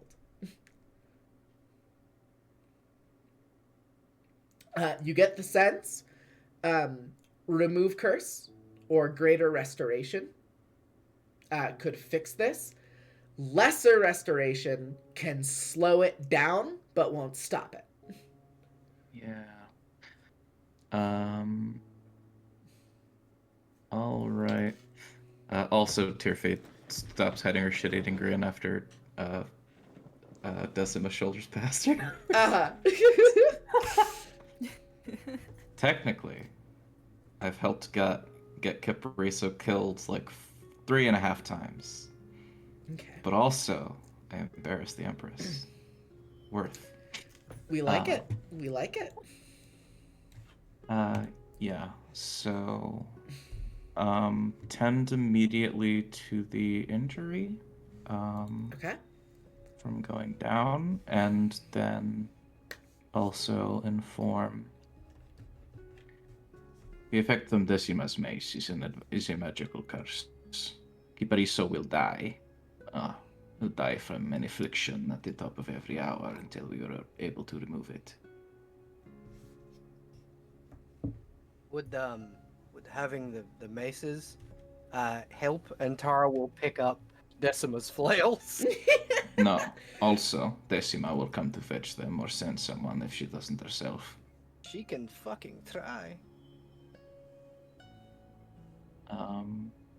What's yeah. This the Black Affliction requires magic that is beyond my abilities, but I can see about this wound.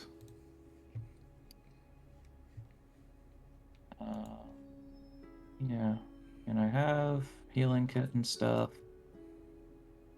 Technically, I have remedy injury at the talent, but that specifically pertains to what's it? Blind and deafened and frightened. Okay. I, for the sake of this, will allow it.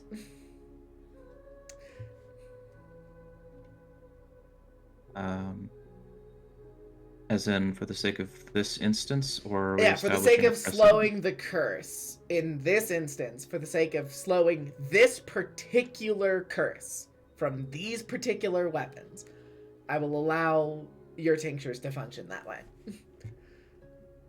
Oh, I mostly meant didn't Or what he... you have. Kipariso already- gained an injury from... Oh, His jaw. oh, I see. Oh, I thought you were Uh, doing the curse thing first because I said it well, was yes. lesser restoration. Yes, tend injury basically works as So lesser restoration, so I wounds guess and I could slow it that way. injuries, wounds and injuries, the way that they work, you can either fix it with a successful medicine check, or you can use magical healing. In the case of you using magical healing, it won't actually heal Kipariso's hit points. It will all be dedicated to just mending the wound. Though we don't need to leave it to we don't need to leave it to a roll. I can just use a second level cure. Okay. Yeah. Kip, you feel the bones in your jaw kind of setting back into place. Another thing about the wounds and injuries mechanics, even though it's been set, you still need to use a full rest to get it to completely heal on its own.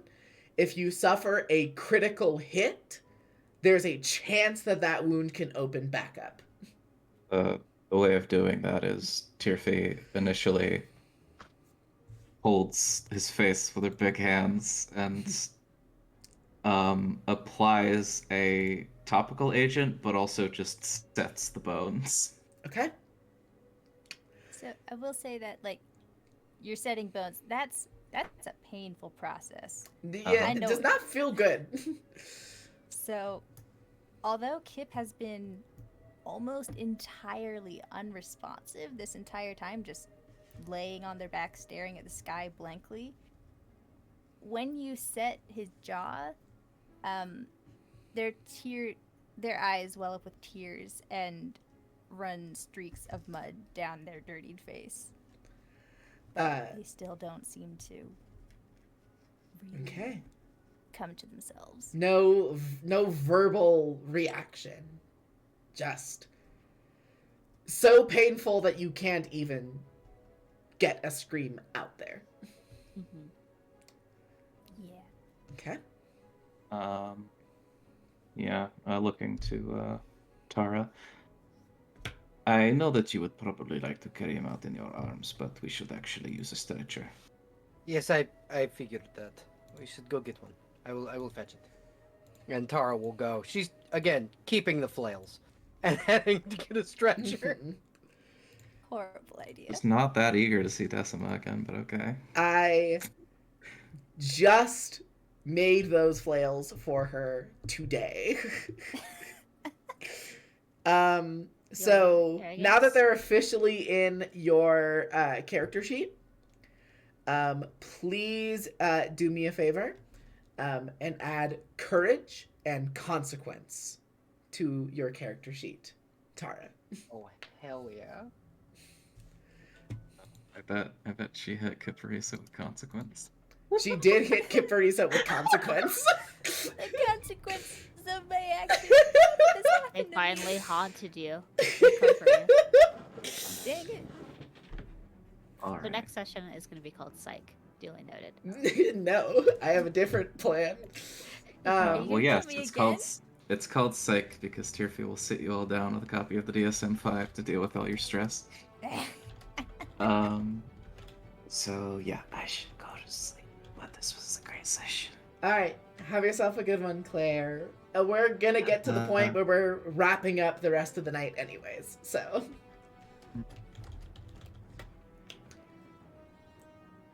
All right, Lysandra, having witnessed all of that, Yeah. where's your head at? I imagine she was looking through Typhon the whole entire time, so she could see like the full, like distance of the area, just in case she needs to cast a spell. But at some point, she just immediately like stopped looking through, like when Kit was being thrown and tossed. Like the first death, she just stopped watching. Okay, you just Completely like fully looked stopped- away. or just snapped out of Typhon's gaze and just let the sound effects wash over her since she can't really see with the blindfold Gosh. on. Lysandra with a blindfold on, listening to the massacre Yeah. but not watching it. Yes. Damn. but- It's just clicked with her that it's like,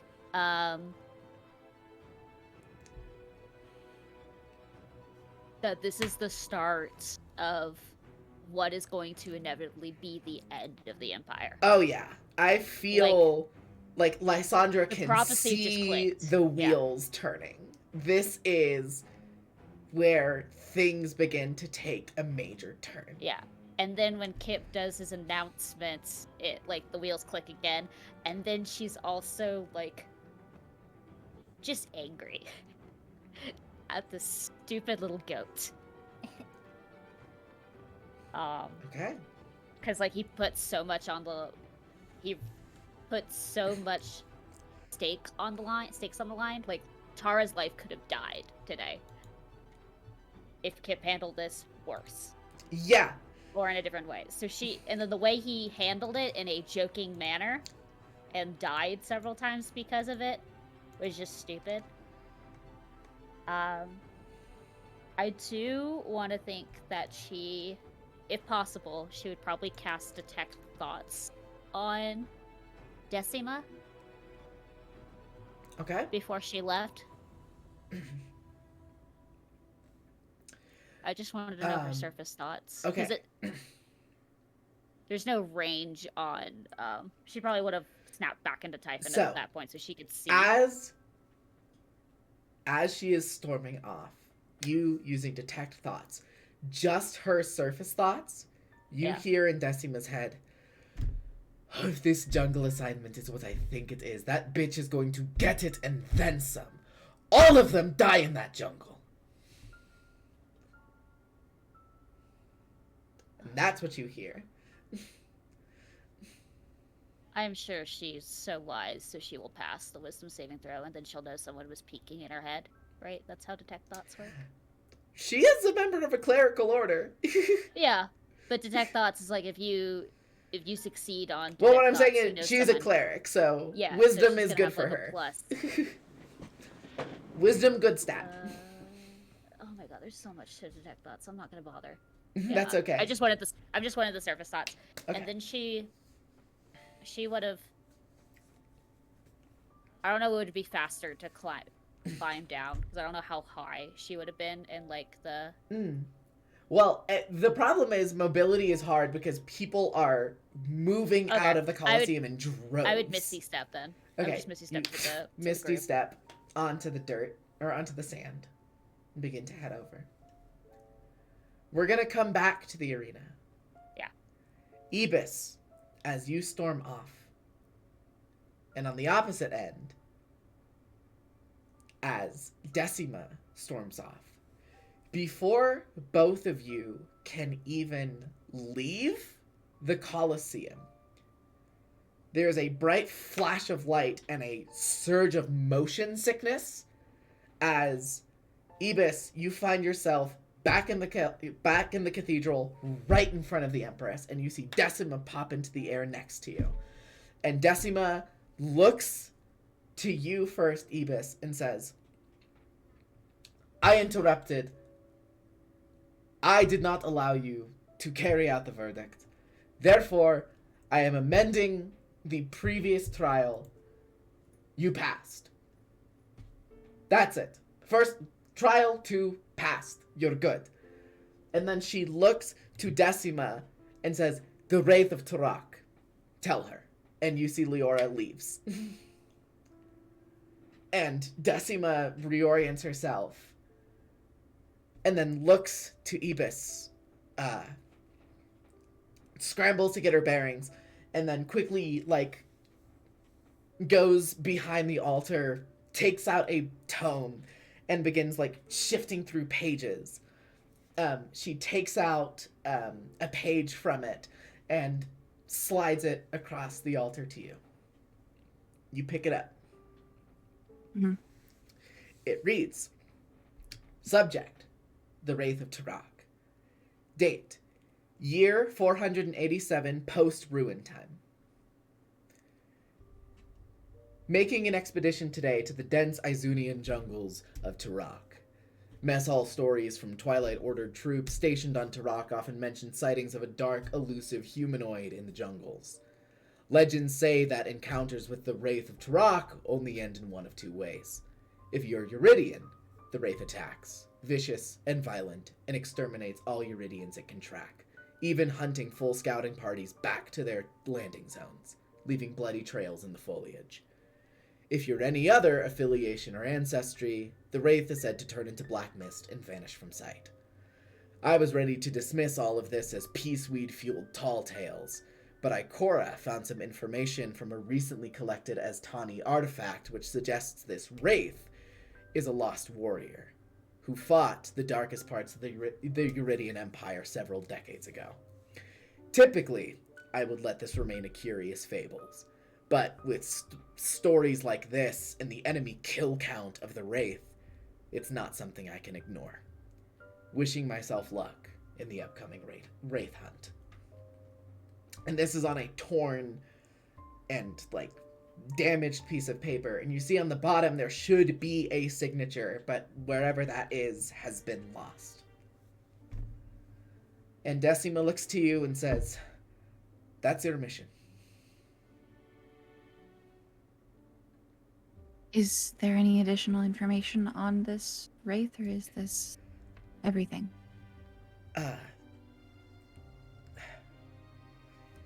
You see, clearly, you did not see what happened with, well, you saw sort of what happened with Decima, but you did not see all of it. Mhm. Something broke in Decima back at the battlefield, like back at the arena.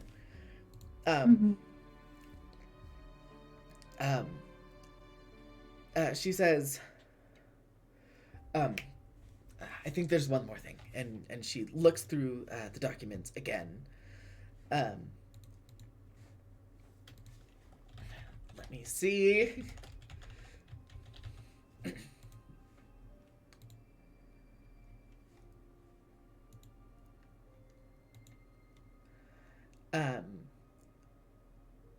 She pulls out another piece of parchment and slides it over to you.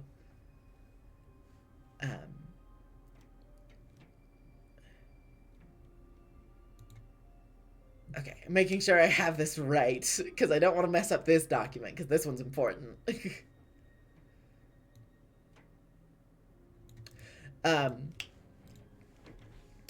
So this one says date of documentation. Well, cross-referencing. I want to make sure I'm getting dates right in my own fake setting.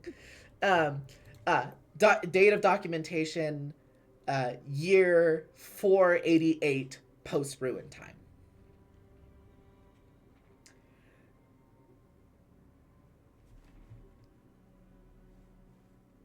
I'm gonna cut out the dead air. I have my notes all over the place. I was gonna streamline some of this stuff before all of this happened, but here we are. No worries. You're doing great. Okay. You're doing fantastic. You killed me so many times. You're doing so good. Okay. So.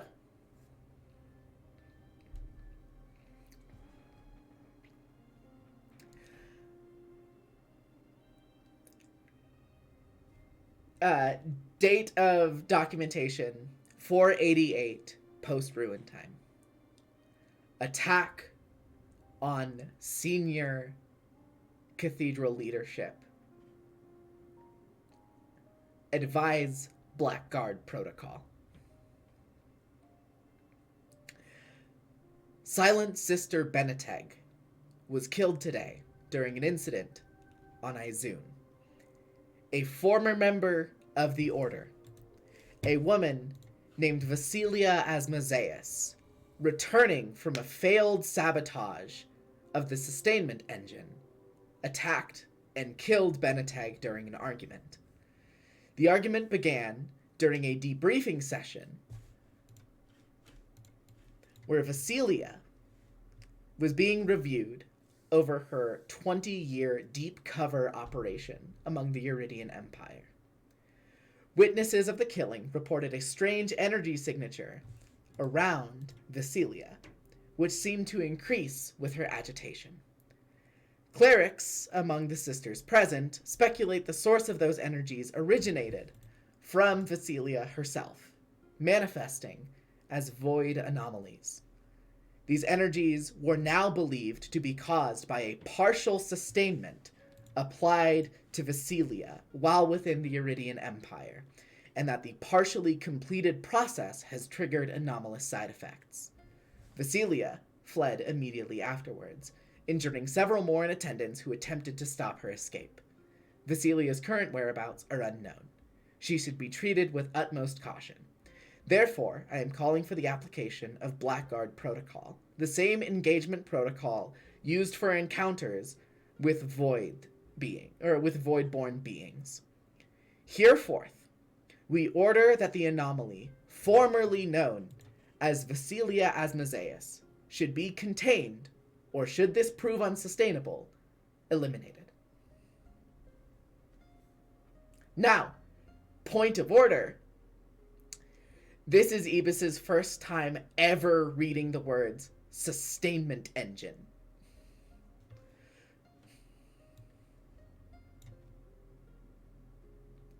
Uh-huh. Just point of order.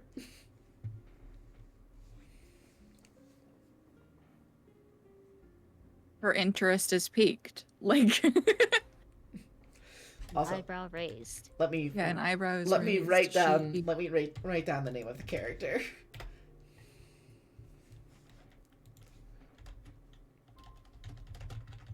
Yeah, I think Ibis is just like very interested, and she's like going over this document as many times as she can scan through it without Decima yoinking it back.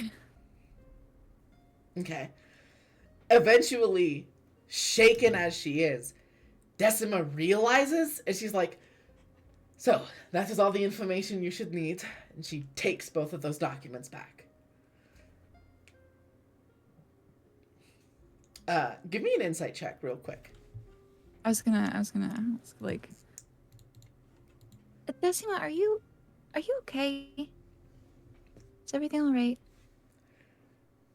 Give me the roll, and we forgot this. Remember, you add it's 12 plus your modifier.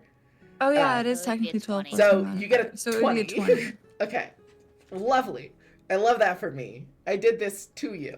You did this to yourself, actually. On a 20, You gave me sick bloodshot eyes and Two 20 things. rolls. First, Decima realized she fucked up by giving you that second document. Second thing, she is deeply afraid. Not of you, but in this moment, Decima is deeply afraid.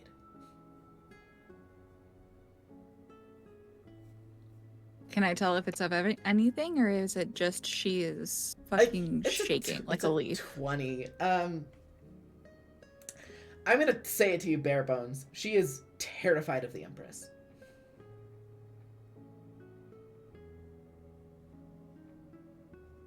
Mm-hmm.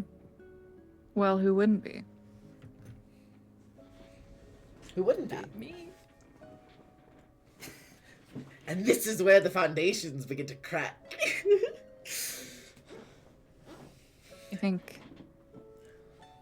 Ibis just Also, to add to this, so you get the specific vibe, this is not like respectful fear. This is not fear in the form of reverence. Fear in the form of knowing that the Empress is a higher being.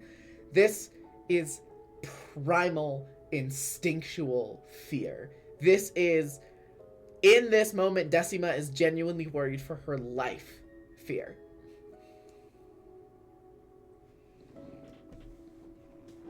Ibis just, I think, pats like her arm, like Decima's arm, just as a like show of not quite understanding, but like empathy. Sure. Before She flinches slightly.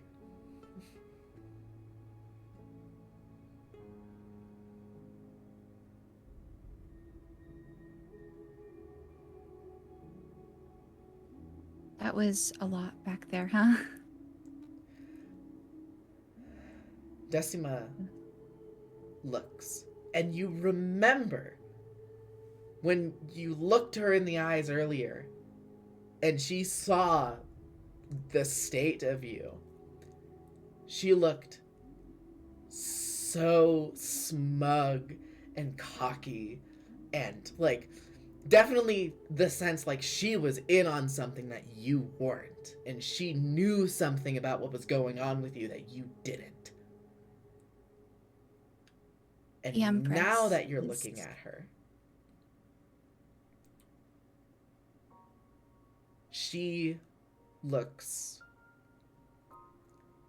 afraid of and sorry for you as well. The Empress did what she had to do.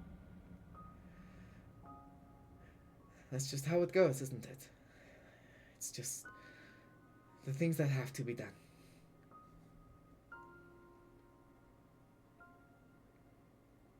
Feel better soon. She nods. She goes,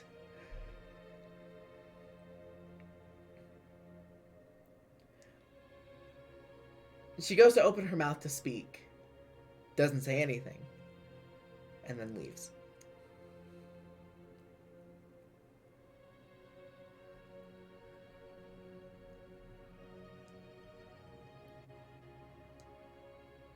Ibis, you stand there. I Knowing think it doesn't. your mission, Mhm. and also you definitely have the sense based on your interaction with Decima, knowing something you shouldn't.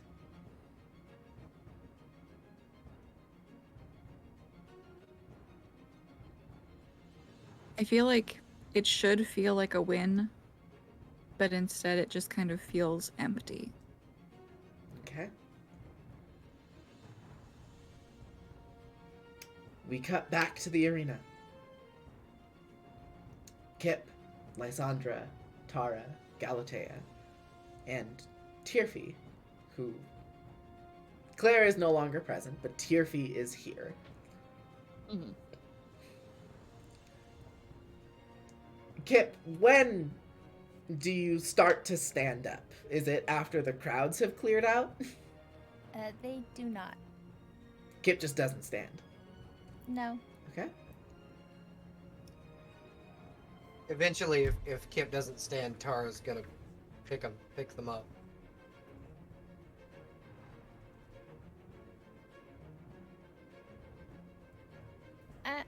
I'll just say, generally, at this time, you are not getting any kind of real reactions from Kip, other than brief sounds of pain because of what their body has been put through. Uh-huh. But they are limp and Oh, small, that feeling, and reminds me. fragile in your arms, and There's it's a- sad. that reminds me. There's another way for afflictions to go away. You can cure them over the course of a long rest or full rest. Or if you die. Afflictions go away if you are resurrected. So, Kipariso stopped being masochistic after the first death.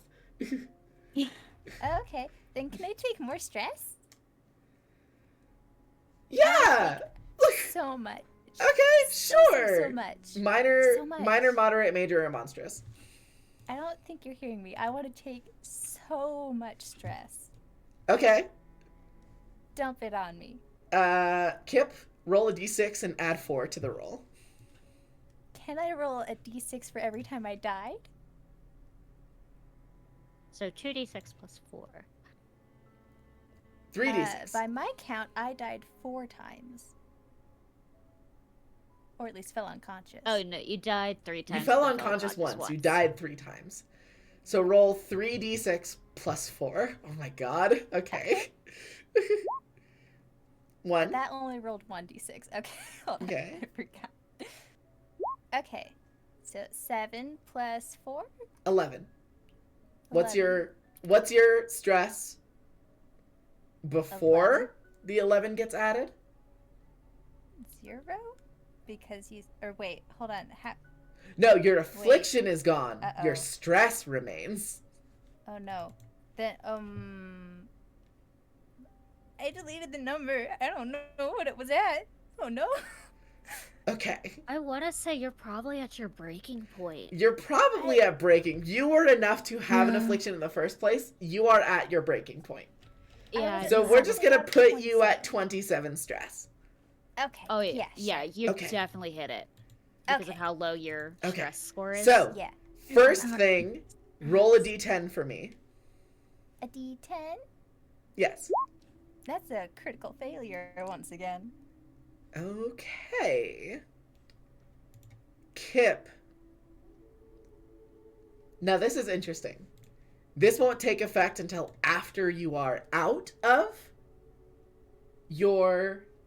this won't take effect until after you're out of your breaking point, which Kip is fully non-responsive, disassociating, 1,000-yard stare. Nothing's getting through. Precisely. Mhm.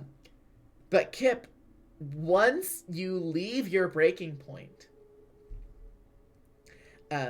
you are confrontational. You Wow. sling hostile comments at friend and foe alike. You have disadvantage on all charisma skill checks other than intimidation. Cannot target your allies with beneficial spells or effects. And have advantage on all attack rolls in the first round of combat if you start the fight. Fun. I will also write that down here so you can see it. But Kip is fully gone.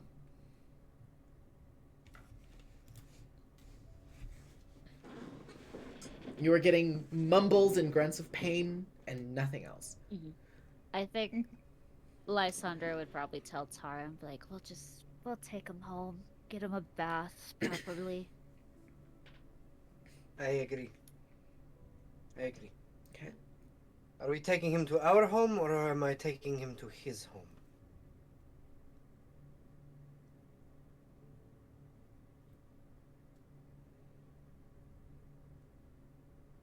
It's probably best for him to be at ours if we have to go and leave so soon. All right. I have one thing to do, or at least that I want to do before the evening is up. But I will bring him to our home, and then I will go do that, I think.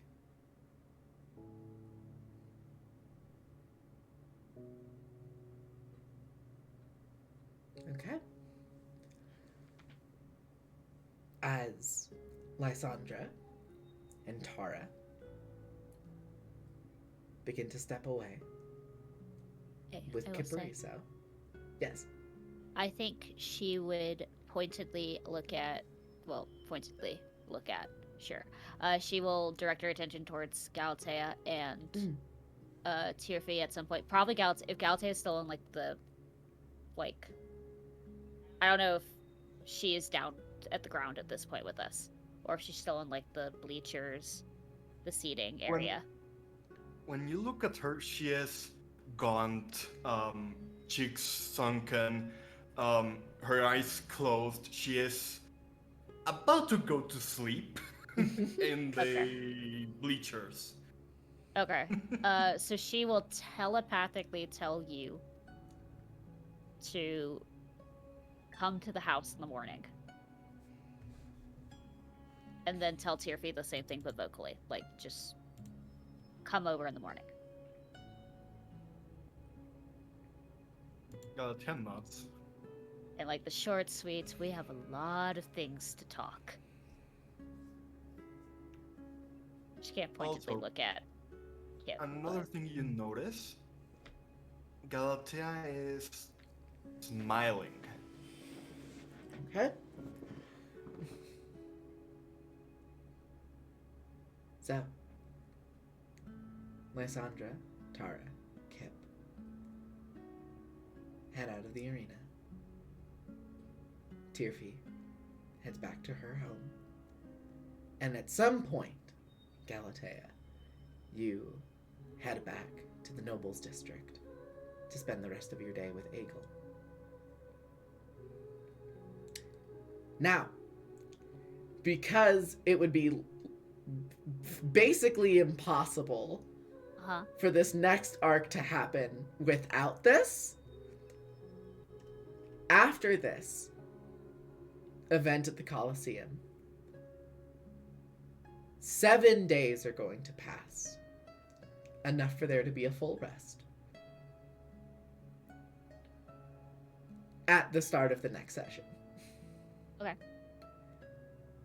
You'll be able to remove your stress, attempt to remove your afflictions, and be as prepared as possible for the mission you have to do to delve in to the jungles of Turok and find an entity who is determined to kill all of you on sight.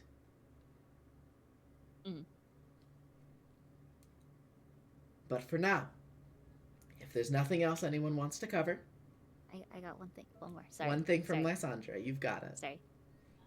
It would just be on the way home because I want to cover all my grounds, which I Perfect. guess would be the next day. So everyone comes to the house and we talk.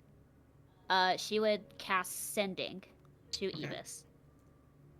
And she would say, Ebis, darling, if you can meet with us in the morning, could you meet with us in the morning so we can discuss the events of the expedition? My place is safe, Lysandra. That's the end of it. Okay. So, we're going to cut right back to Ebis. Oh, sorry, Tara. Tara has something a similar vein. Tara is going to physically go to the cathedral. Ooh, boy. Okay. Yeah. So Tara is going to go to the cathedral and find whoever's outside.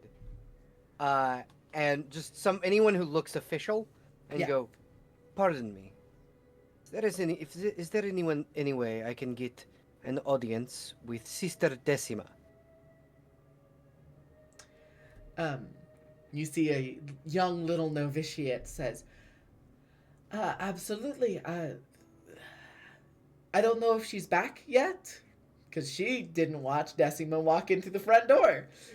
I don't know if Decima's back yet, but once I see her, I can ask if she is open to taking visitors at the moment. Just tell her I have something of hers to return to her. I'm sure she'll want to see me. Tell her it is the Lioness of Eurydia. Oh, yes, that's right.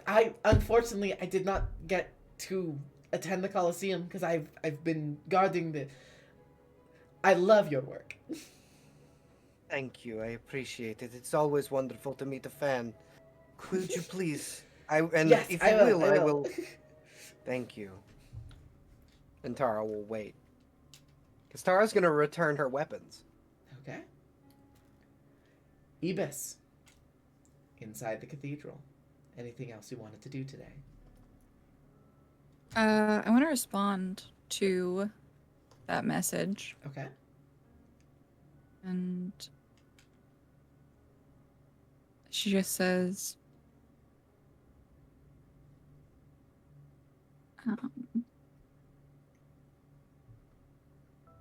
message received. I will be there. Tell that idiot I'm glad he's alive. Hit him if you can. Perfect. He's definitely still getting have 4 smacked words. as Do it. you know, like it's the gentle, like, okay, we're making sure you're getting cleaned and everything, but Yeah. there's like gentle smacks on the face, like, or the tugging of the hair a little bit too tight. Love it. Not enough to. Lysandra has a 6 in strength. She can't deal damage. You can deal a minimum of 1 damage. It So wait. sucks. Are you helping Kit bathe then? She doesn't care. She's a giant snake woman. And can choose Okay. to not see anything if she doesn't want to. Exactly. Oh, no, Kip's gonna need a lot of help because they're practically catatonic. Yes. Yeah? But she's not gonna let you sit in your filth as much as she does not like you. Covered in mud and blood. Yeah. You probably have like one of Tara's like tarps that are way too big. Well, Lysandra's is gonna be really big on you. So- Tara has quite a few like furs and tunics and stuff that Kip can borrow. Yeah. But as Tara is going off, Lysandra will begrudgingly take the responsibility of helping Kip not be a gross little boy. Do you, at any point, try and force Kip to respond to anything? I don't think she would. Because she responds to, like, I imagine Lysandra as a person who has a lot of anxiety or panic Mm. with her, so she's probably had, like, her own, like, shutdown moments. Mhm. So she knows, like, this is a time where you don't want to really, like, interfere with this. Yeah, okay. That's So fair. she's letting you to your own mind, but the only time she would talk to you is like, hey, can you lift this up? Or like, I need you to stand for like 2 seconds. Something like that. Alrighty. Yeah, back to Ibis. Back to Ibis. Rounding out the end of the session. Second, I'm trying to count how many words I can say. 25 words. This is why I wrote it. Wrote it down. Okay, so I will say, while you're thinking, real quick, Tara, the novitiate goes in, looks around. You're waiting outside for maybe 30 to 45 minutes before that same novitiate, now paler and clearly having had some kind of not very good interaction, comes out and says, I'm Sorry, Decima isn't really accepting visitors right now. That is okay. Here, I will give it to you Oh God. and a Okay. message, if you do not mind. And Of she course. will pull Decima's flails out and let the heads drop. Uh. Let her know that Tara Lionsborn is a woman of honor. I would not take a warrior's weapons, and I will not take hers. Tell her, thank you for a good fight. And she will return the 2 flails. Okay. The novitiate nods, goes back in the cathedral. And you Oh, don't see her. and before she leaves, and Sure. for you, and Tara will take one of the, because Tara wears 2 pelts Yes. over her shoulder. One of them is the like lion pelt that she wears every day. The other one is like just a monster pelt that she's gotten. Sure. And she will wrap it around the novitiate's neck and just kind of like a scarf. That is for you, little one. And then she'll leave. Novitiate looks a little confused, but she smiles. You head out. She goes back into the door. Just a thank you for the verbal lashing she's about to get. Yeah, of course. And the one that she already got. Yeah, exactly. Now, for real, back to Evis. Closing out the session. What are you doing? Ebis is sending. Ebis is going to somewhere no one will hear her. And sending a message to Kip. That just says, Please stop trying to get yourself killed. Glad you're not a traitor to the Empire. Feel better soon. We know Evis's priorities. Noted. You do not get a response back from Kiparisa. Definitely doesn't- not. want to. And then if nobody else finds her, she's going to prepare for this mission that she's been sent on. Okay. So, between now and the next session, everybody think of. We're going to do it a lot shorter than this quote unquote 4-day rest that we had. Everyone think of what downtime activities you want to do during the full rest that the party is going to get. Bear in mind, if you have trouble coming up with ideas, I have a list of possible options and things that you can do on a full rest. That is a resource we went over in session 0, but I will reshare it again if anybody needs a refresher. Oh, I've already got an idea for my activity. Okay. I have a couple of activities, actually, that I wanted to run past. Then with that, thank you all for joining me and the rest of our quite ill-fated adventurers for episode 7 of the Empire of Blood, Blood in the Sand. Join us in 2 weeks for episode 8. I just realized I said that like I had a title. I don't have a title for the next session yet. You're good. Now, we're going to cut this out of the recording, but what I'm going to do is I'm going to end the recording, and then I'm going to start another recording for the talkback. So, we're just going to do a boop, boop. Okay, so I'm going to